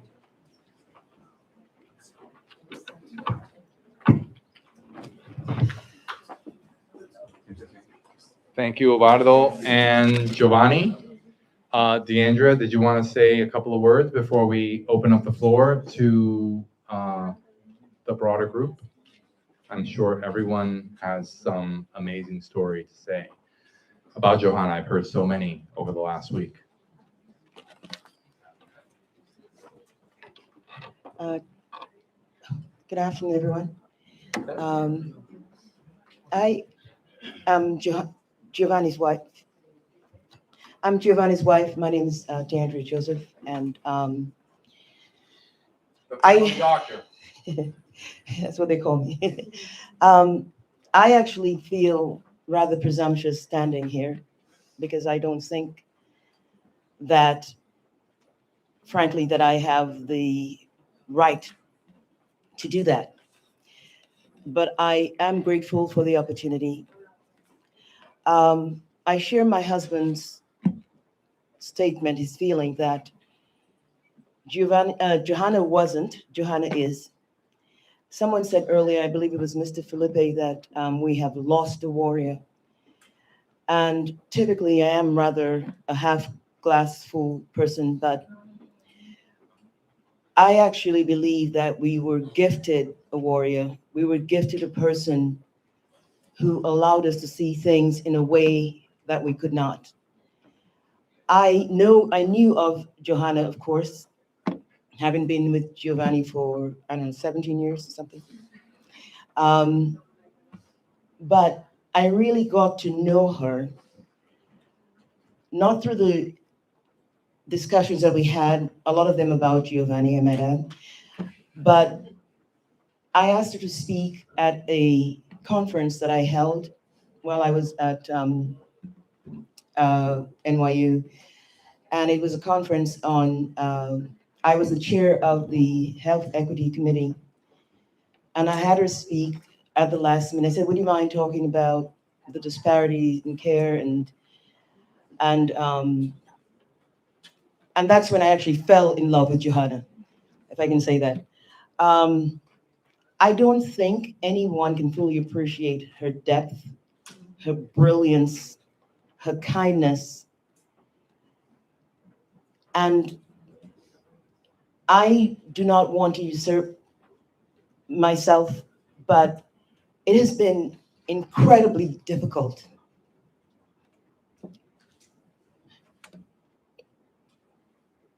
Because I feel like I failed her.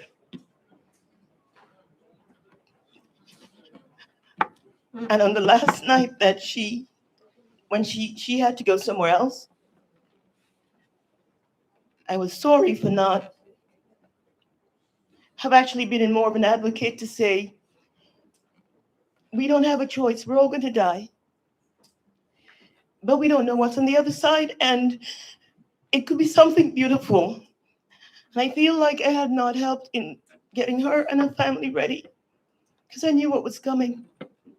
It's a very difficult thing to be the physician and the person who loves a person. But I just wanted to say, and I'm sorry, because, you know, I don't have the relationship like she has with Linda and with Jeanette and with all of you, but she was my friend, and she was beautiful, and she may help me put up with him. And I just want to keep that memory. And she doesn't have any pain anymore. Yes. She has no more pain. Thank you.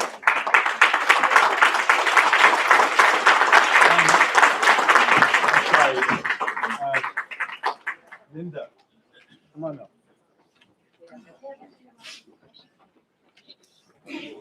AKA the Johanna Whisperer.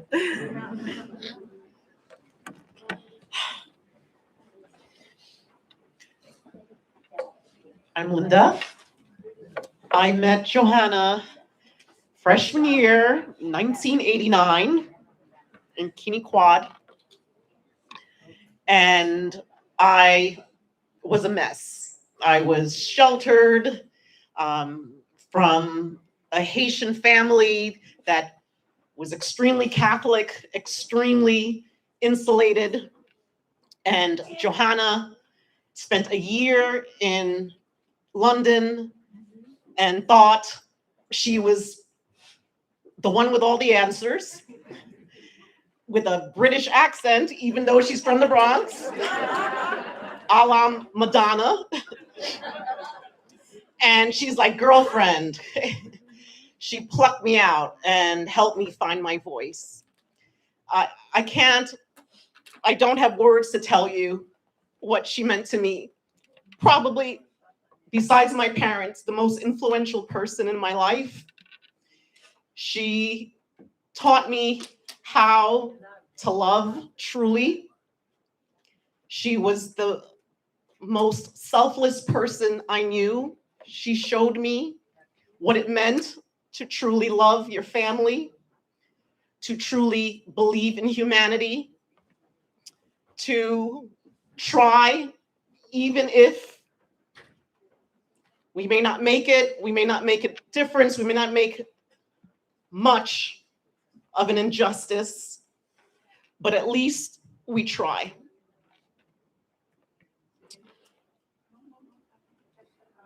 On January 12th of this year, Johanna sent an email to Giovanni and me, the lawyers in her life. And she stated that my main wish, quote, is that I do not want prolonged life without vibrancy.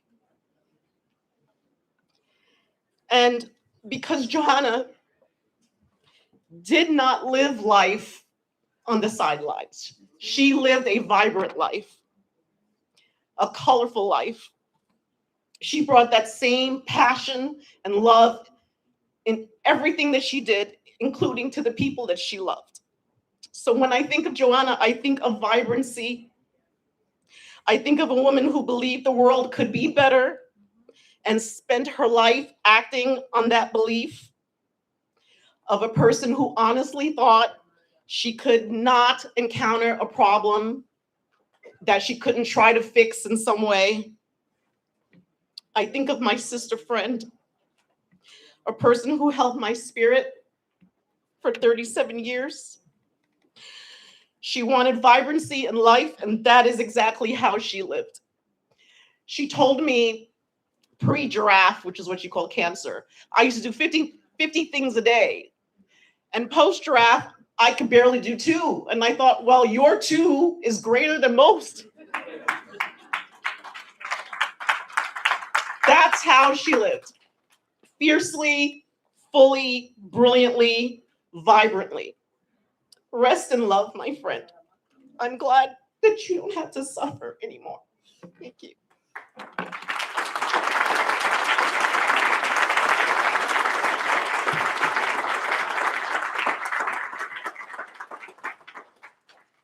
Okay, I think we're ready to open up the floor to the greater crowd. See if there we go. We have a taker.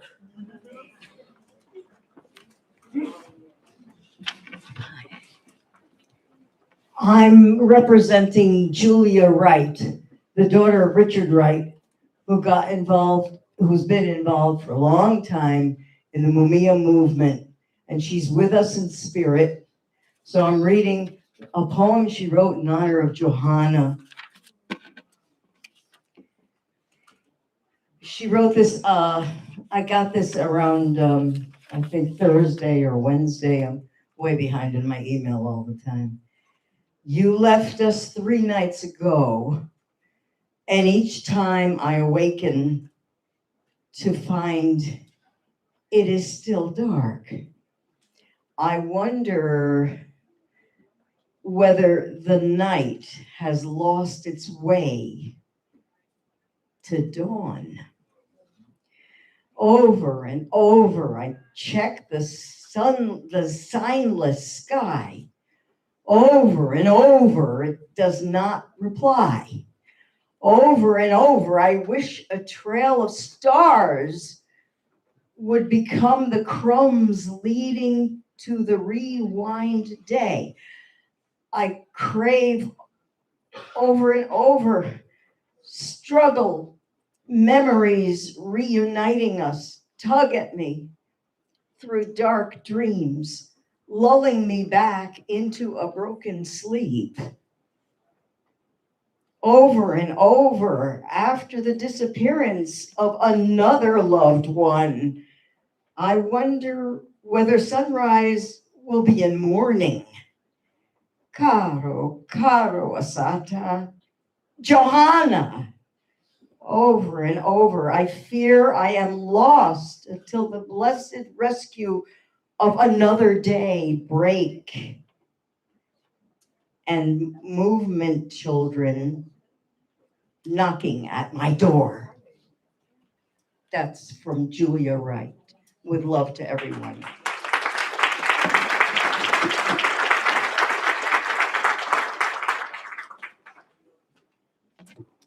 Is there anyone else that would like to say a few words? ¿Hay alguna otra persona que quieres decir una o dos palabras? There we go.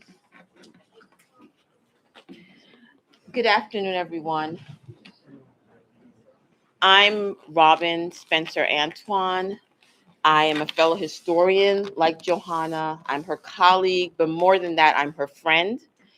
We met in the 1990s when we were both students of Manning Marable at Columbia University. I knew right away that Johanna was not like the rest of us. She was already out there. She was out in the world that we were reading about, that we were researching. She was out in that world trying to make it better, trying to make a change, and making the rest of us that were not doing that question why we were not doing the same. That was her power. Over the years, as I've come to know her, we've organized together as part of the campaign to bring Mumia home. She has taken brave and courageous stances politically that have cost her.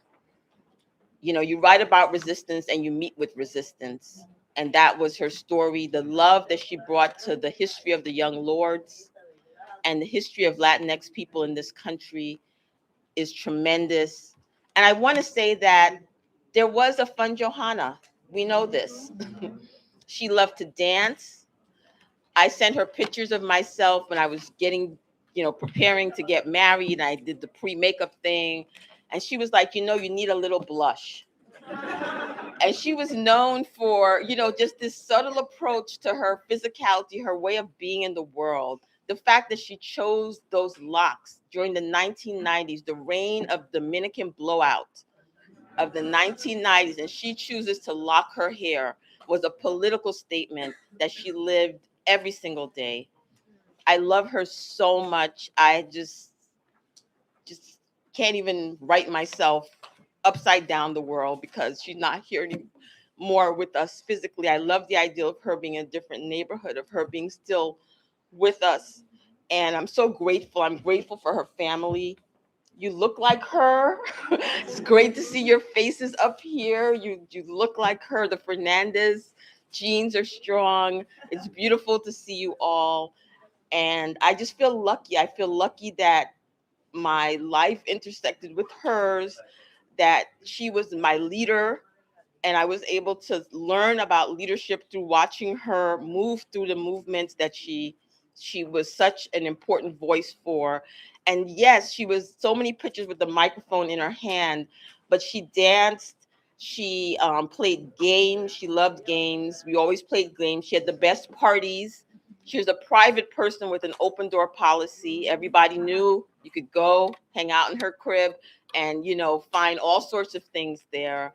She didn't like condiments. We talked about that one. For some reason, mayo, even butter, she just didn't like. So all sorts of quirky things that you know about Johanna.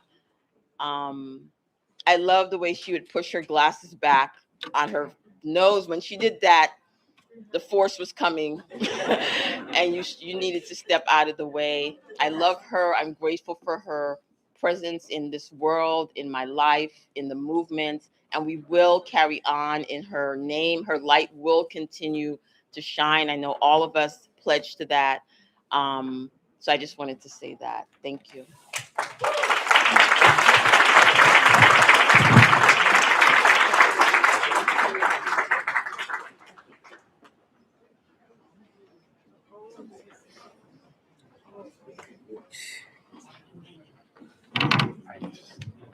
I just want to say her name, so I'm going to introduce her. Ham Africa, everyone.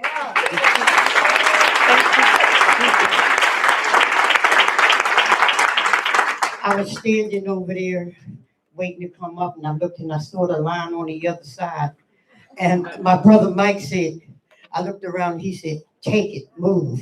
So here I am. I'm sorry if I jumped in front of you. No, I'm not. That's not true. But Johanna, she is a force of life that when she came into the movement for Mumia, I didn't recognize her at first when she came up front where I was, but she had been there for a while and she was with another organization. But when Johanna came to the front line for Mumia, I didn't realize she was doing a lot of things already. But when she did come, the movement was doing good, but she helped it be better. Because for years, we elders within the movement needed help and we didn't know it. But God, the God of life, sent Johanna our way. And when she came with great ideas. And a lot of people come with ideas, but they're just ideas. When Johanna came with an idea, she not only came with that, she brought the people along that we needed. And because it wasn't something that I had to, she come with an idea and then we had to work it. And when she came, like with the Constitutional Center, that was a plus. We was doing, and we've done Madison Square Garden for Mumia. We've done a lot of big things for Mumia, had big demonstrations. And this particular birthday for Mumia, we was getting ready to do the school that Mumia fought to have called Malcolm X High. And Johanna said, well, and they was beginning to act a little crazy because they was controlled by the police. She said, well, why don't we do the Constitutional Center? What? The Constitutional Center? She said, yes. She said, we can do that. So I said, okay, let's do it. Before I knew it, she had organized. She brought people from all the different colleges, all the different academics, and not only did she bring them, they were all the workers. When we came, that's all we had to do. The paperwork was laid out, things for the flyers, and all the taking care of getting the building, the arguing back and forth with the bureaucrats and stuff. And it was a magnificent piece. Another thing Johanna did, I mean, there's many Johanna stories that just leave you like, wow. When this guy, Tyree Hill, was doing a documentary, and it was called The Barrel of the Gun, and he was going to prove that Mumia was guilty. It was all over the newspapers. It was everywhere. And Johanna, at the same time, did her magnificent film. They showed hers on one day, and the other, that same day, they showed his. They had helicopters riding around in the sky singing, oh, Danny boy. I'm not trying to go against, because someone lost their life there. Someone killed Daniel Faulkner. And Johanna was one of the many people who brought the evidence to show that Mumia was innocent. And she did not back down to actually show it. She showed her film. They had all the media in the world that was there. But when the deal came down, Johanna film, I believe his film showed one time. It was so false, it was so phony that the truth, the light, put that sucker in the darkness. I think, the whole time I was sitting here, I'm looking at the family. I want to thank y'all. I want to thank the father. The family, that,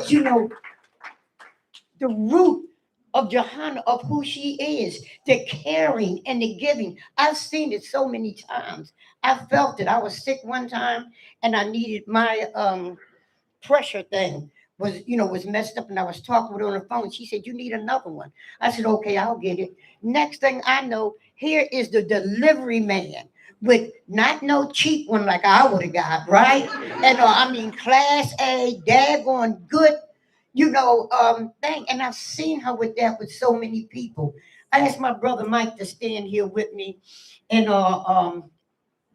because I'm shaking, and I love Johanna very, very much. And I'm gonna stop because I can go on and on and on and on about Johanna. And thank you. Thank the family. And that's what I want to do. And she loves each and every last one. She talks about y'all all the time. Right?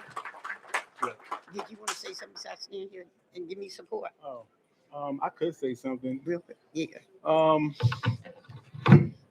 Yeah. Johanna, say her name, Johanna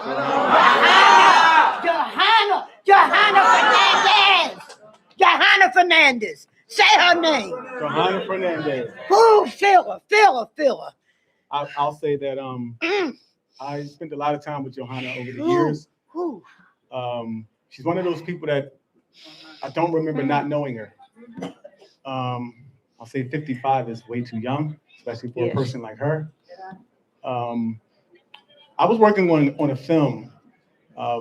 Ash Go was the director, and she worked on a film called I Am Free, Now You're Free, which became an award-winning film on PBS. And it was about my working to free my parents from prison after 40 years. And part of the film was focused on the politics of people being in prison unjustly. And Johanna saw the film and she said, no, that's not right. She said, we have to bring the human element to this story because this is a story about love. It's a story about more than just politics. And she brought us to her apartment and she said, and she made us do take after take after take. It was 12 midnight. It was 1 a.m. It was 2 a.m. We're tired. We're ready to go to bed. And she said, no. And then she looked at me and she said, Michael. No one calls me Michael except for my mom when she's mad at me.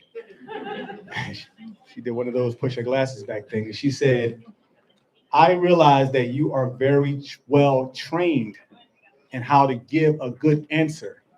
That's not what we need for this film. We need you to show people the pain that was caused by the separation between you and your mother. And we did this reverse mirror thing, and I don't know how they did it.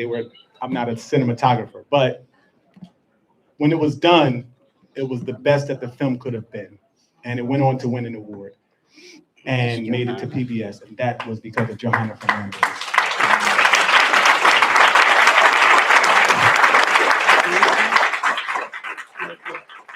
I just want to say the God of life who sent Johanna here, she had a job to do. Job well done, Johanna. Now we must pick up the pieces.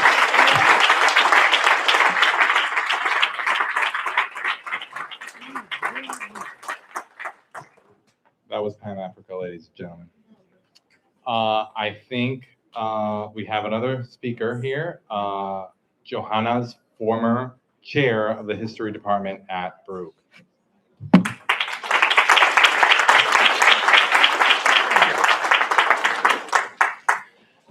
Yeah, my name is Clarence Taylor. Excuse my voice. I'm a little hoarse. And I was chair of the history department and on the search committee that selected Johanna. I was the chair of the department and also on the search committee that selected Johanna for the appointment at Baruch. I must say that I had met her years before when she was a graduate student. And we were on a panel, so I was thrilled to death when she applied for the position at Baruch. I got to know her very well. We worked to organize seminars. We actually taught a course together on the civil rights movement and the Black Power movements. There is a lot of discussion about Johanna's academic work, her activism. Let me just focus for a minute on her teaching. She was a dedicated teacher, dedicated to her students. When we got together to talk about the material that we were going to use for the course, she selected some difficult books and articles. And I had some questions about that and say, well, I'm not so sure if the students can get through this. She was convinced that she can do it, and we did it. She was stern, but she was also very patient with the students. And we went through this material, and it was a wonderful course. She actually introduced them to Nina Simone, who she said she loved very much. Let me note here that Johanna's experience at Baruch was not easy. From the hiring process to the tenure process. She met a lot of opposition. And in some ways, that opposition was unscrupulous. In fact, that opposition went so far to try to get her fired and to deny her tenure.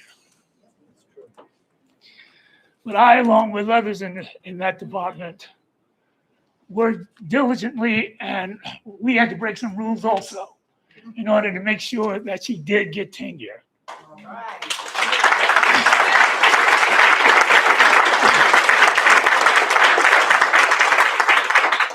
And that opposition came from, well, in part racism. Also, just a sort of conventional approach to history, that people did not understand her scholarship and her connection with scholarship and activism. So we were fortunate, more than fortunate, to have Johanna there. I don't need to tell you about her groundbreaking work on the Young Lords. We heard that. But I just want you to understand what a wonderful person she is. When I was ill and I had to spend time in a hospital, she immediately took over my courses without hesitation. So I am saddened by her death, but I am very happy that I got to know her. She was more than just my colleague, my friend. She was my comrade.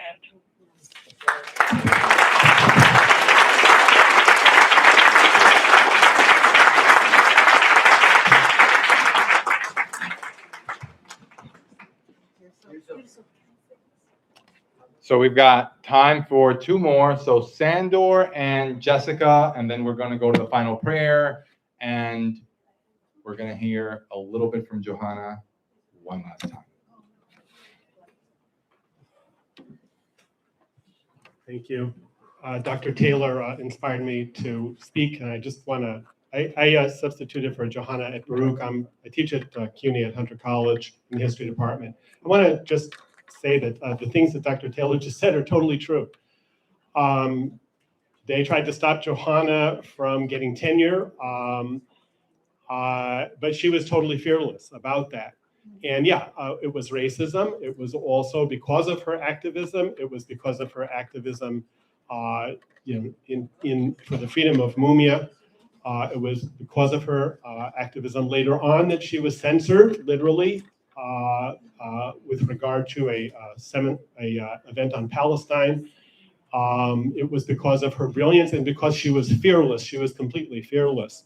And I want to just say how important that was for so many people. Her students, first of all, had never met a teacher like her, ever. She had hundreds of students, and all of them, she made an impression on them. I think that all of them will remember this extraordinary teacher. But she was fearless in defense of Mumia and in defense of MOVE. She was, when her film came out in Philadelphia, that was dangerous.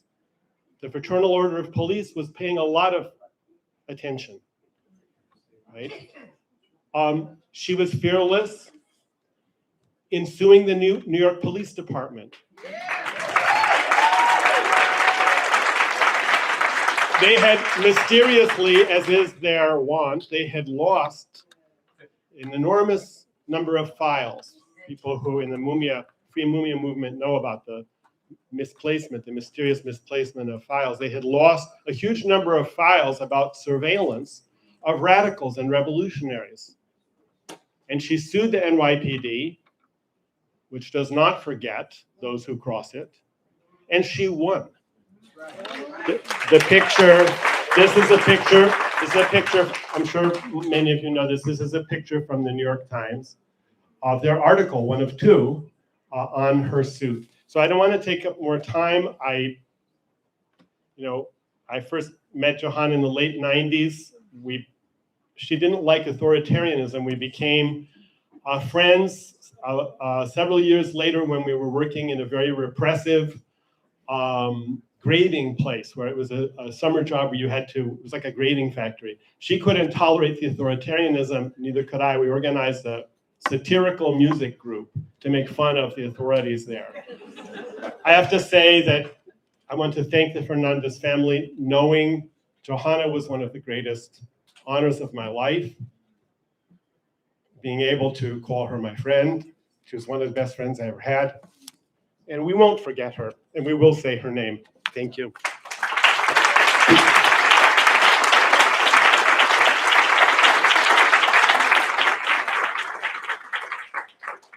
Thank you, Sandor. It's funny you say that she didn't like authoritarianism, but she was quite authoritarian.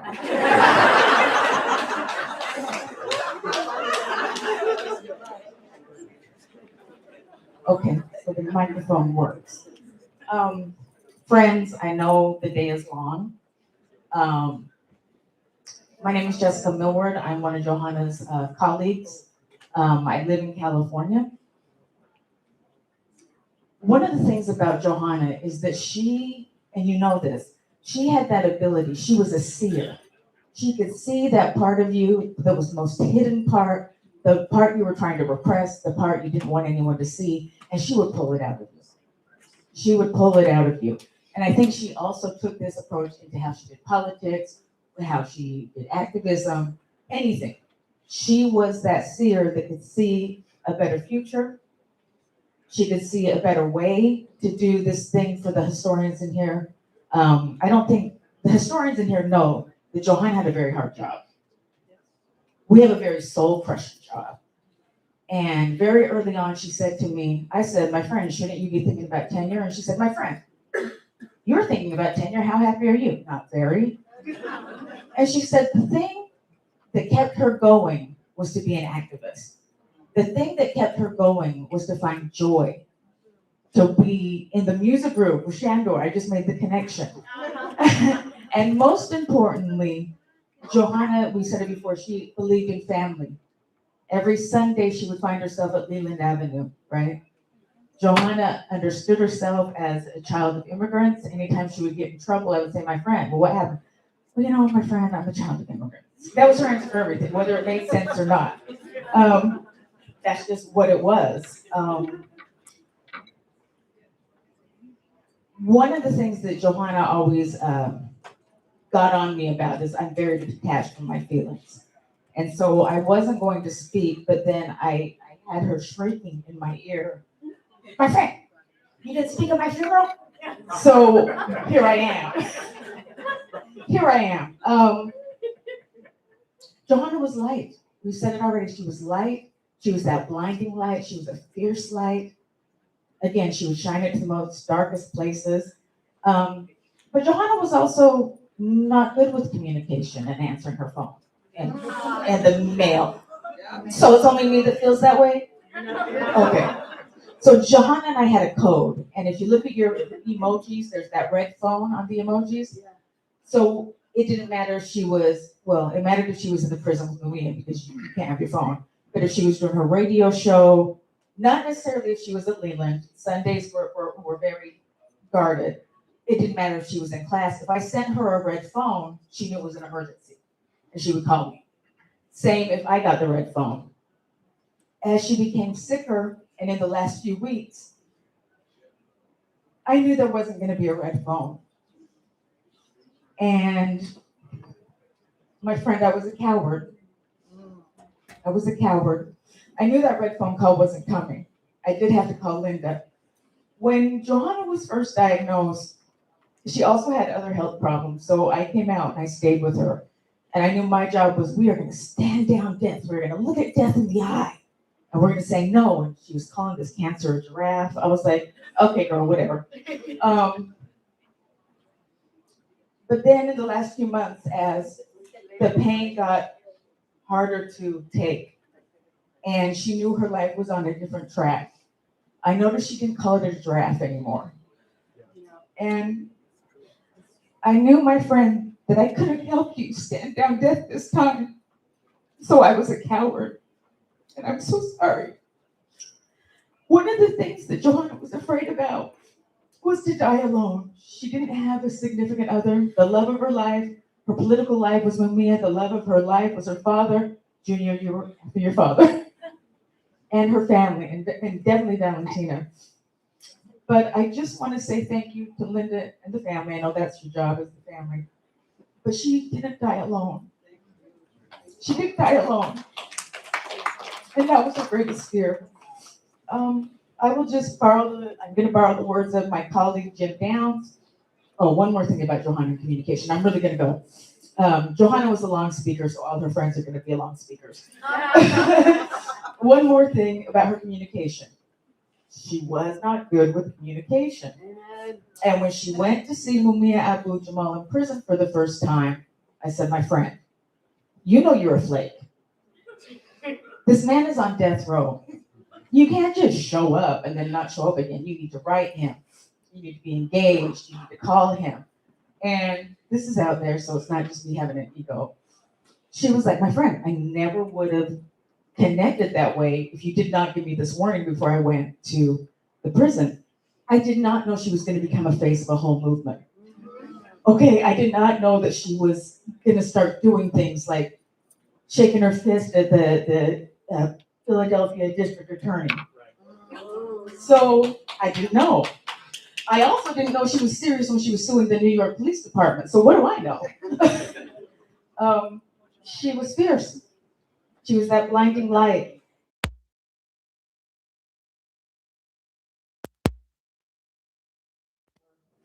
And he said that he'd like to imagine Johanna in a radical future, right?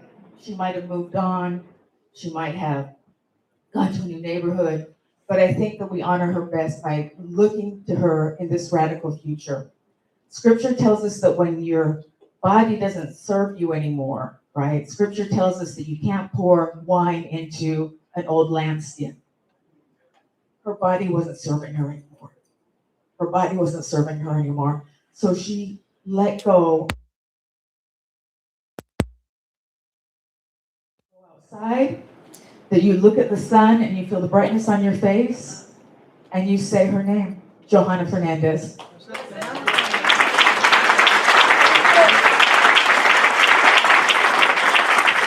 All right, we now have the final, I promise, person who just got a few words to say to my mother, Johanna's mother. Hi, everyone. I'm going to keep this really short. My name is Jacqueline Johanna Laura. My dad fell in love with Johanna when he met her as a little girl, and she was enamored with my dad. Johanna, I want to say thank you for being such a great kid, for teaching my dad how to be an amazing girl dad, for teaching my dad how to be so good with kids, because he was a phenomenal dad to me. En mi name, muchas gracias por tener a Johanna, que de verdad es una bendición para esta familia, y que descanse en paz con su padre Tirso y con mi padre Martín. Que Dios los bendiga a todos y a Johanna. Gracias.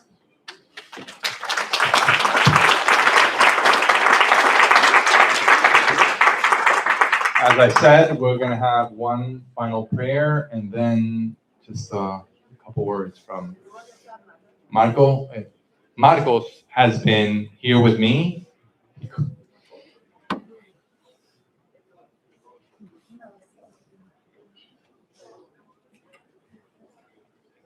He's Johanna's alicate.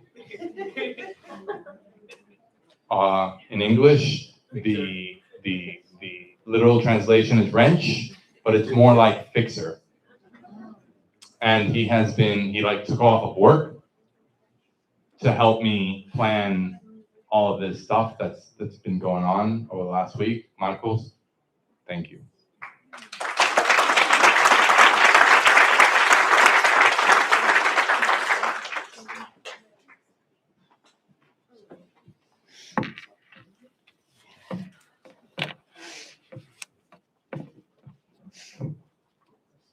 Requiem para un ser querido.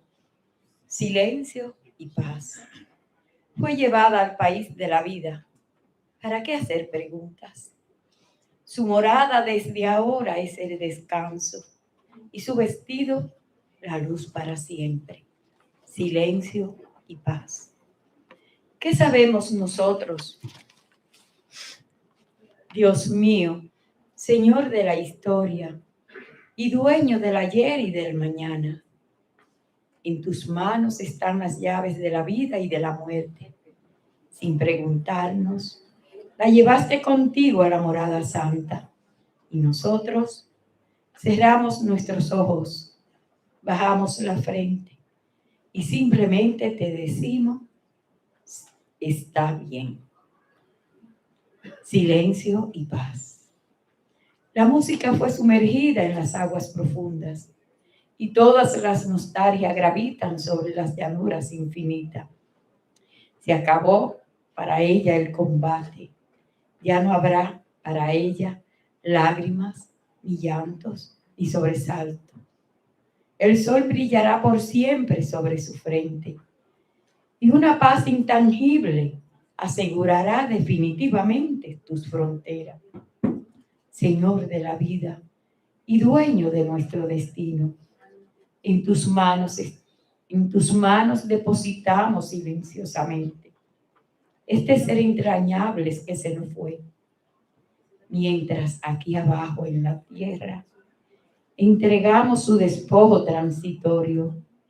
Duerma su alma inmortal para siempre en la paz eterna, en tu seno sondable y amoroso.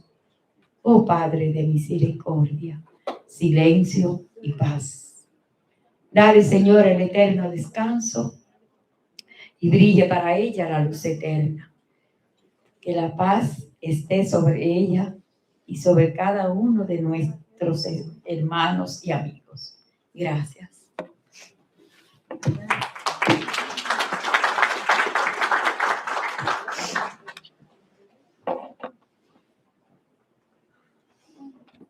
Thank you, everyone, for coming. It's been a very, very difficult week, so I will leave you with some hope from my sister. And speaking of overcoming adversity, here's one that gets me in the tummy every time.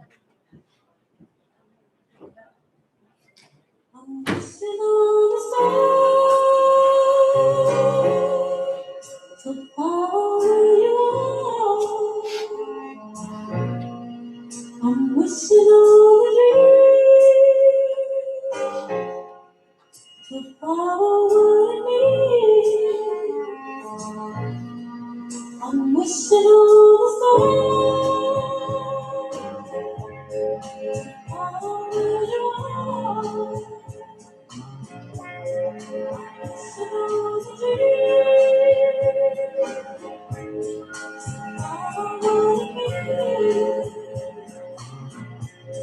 Yeah, I wish on all the rainbow flash. I wish on all the people who dream. I wish on all tomorrow rain. I wish on all the love that we never got. I never thought I'd see. The time when you would be far away from home, so far away from me. Just think of all the moments that we spent. I just can't let you go for me. You were me, and I didn't mean to hurt you. But I know that in the name of love you did what you said. I feel it's time we should make up, baby. I feel it's time for us to get back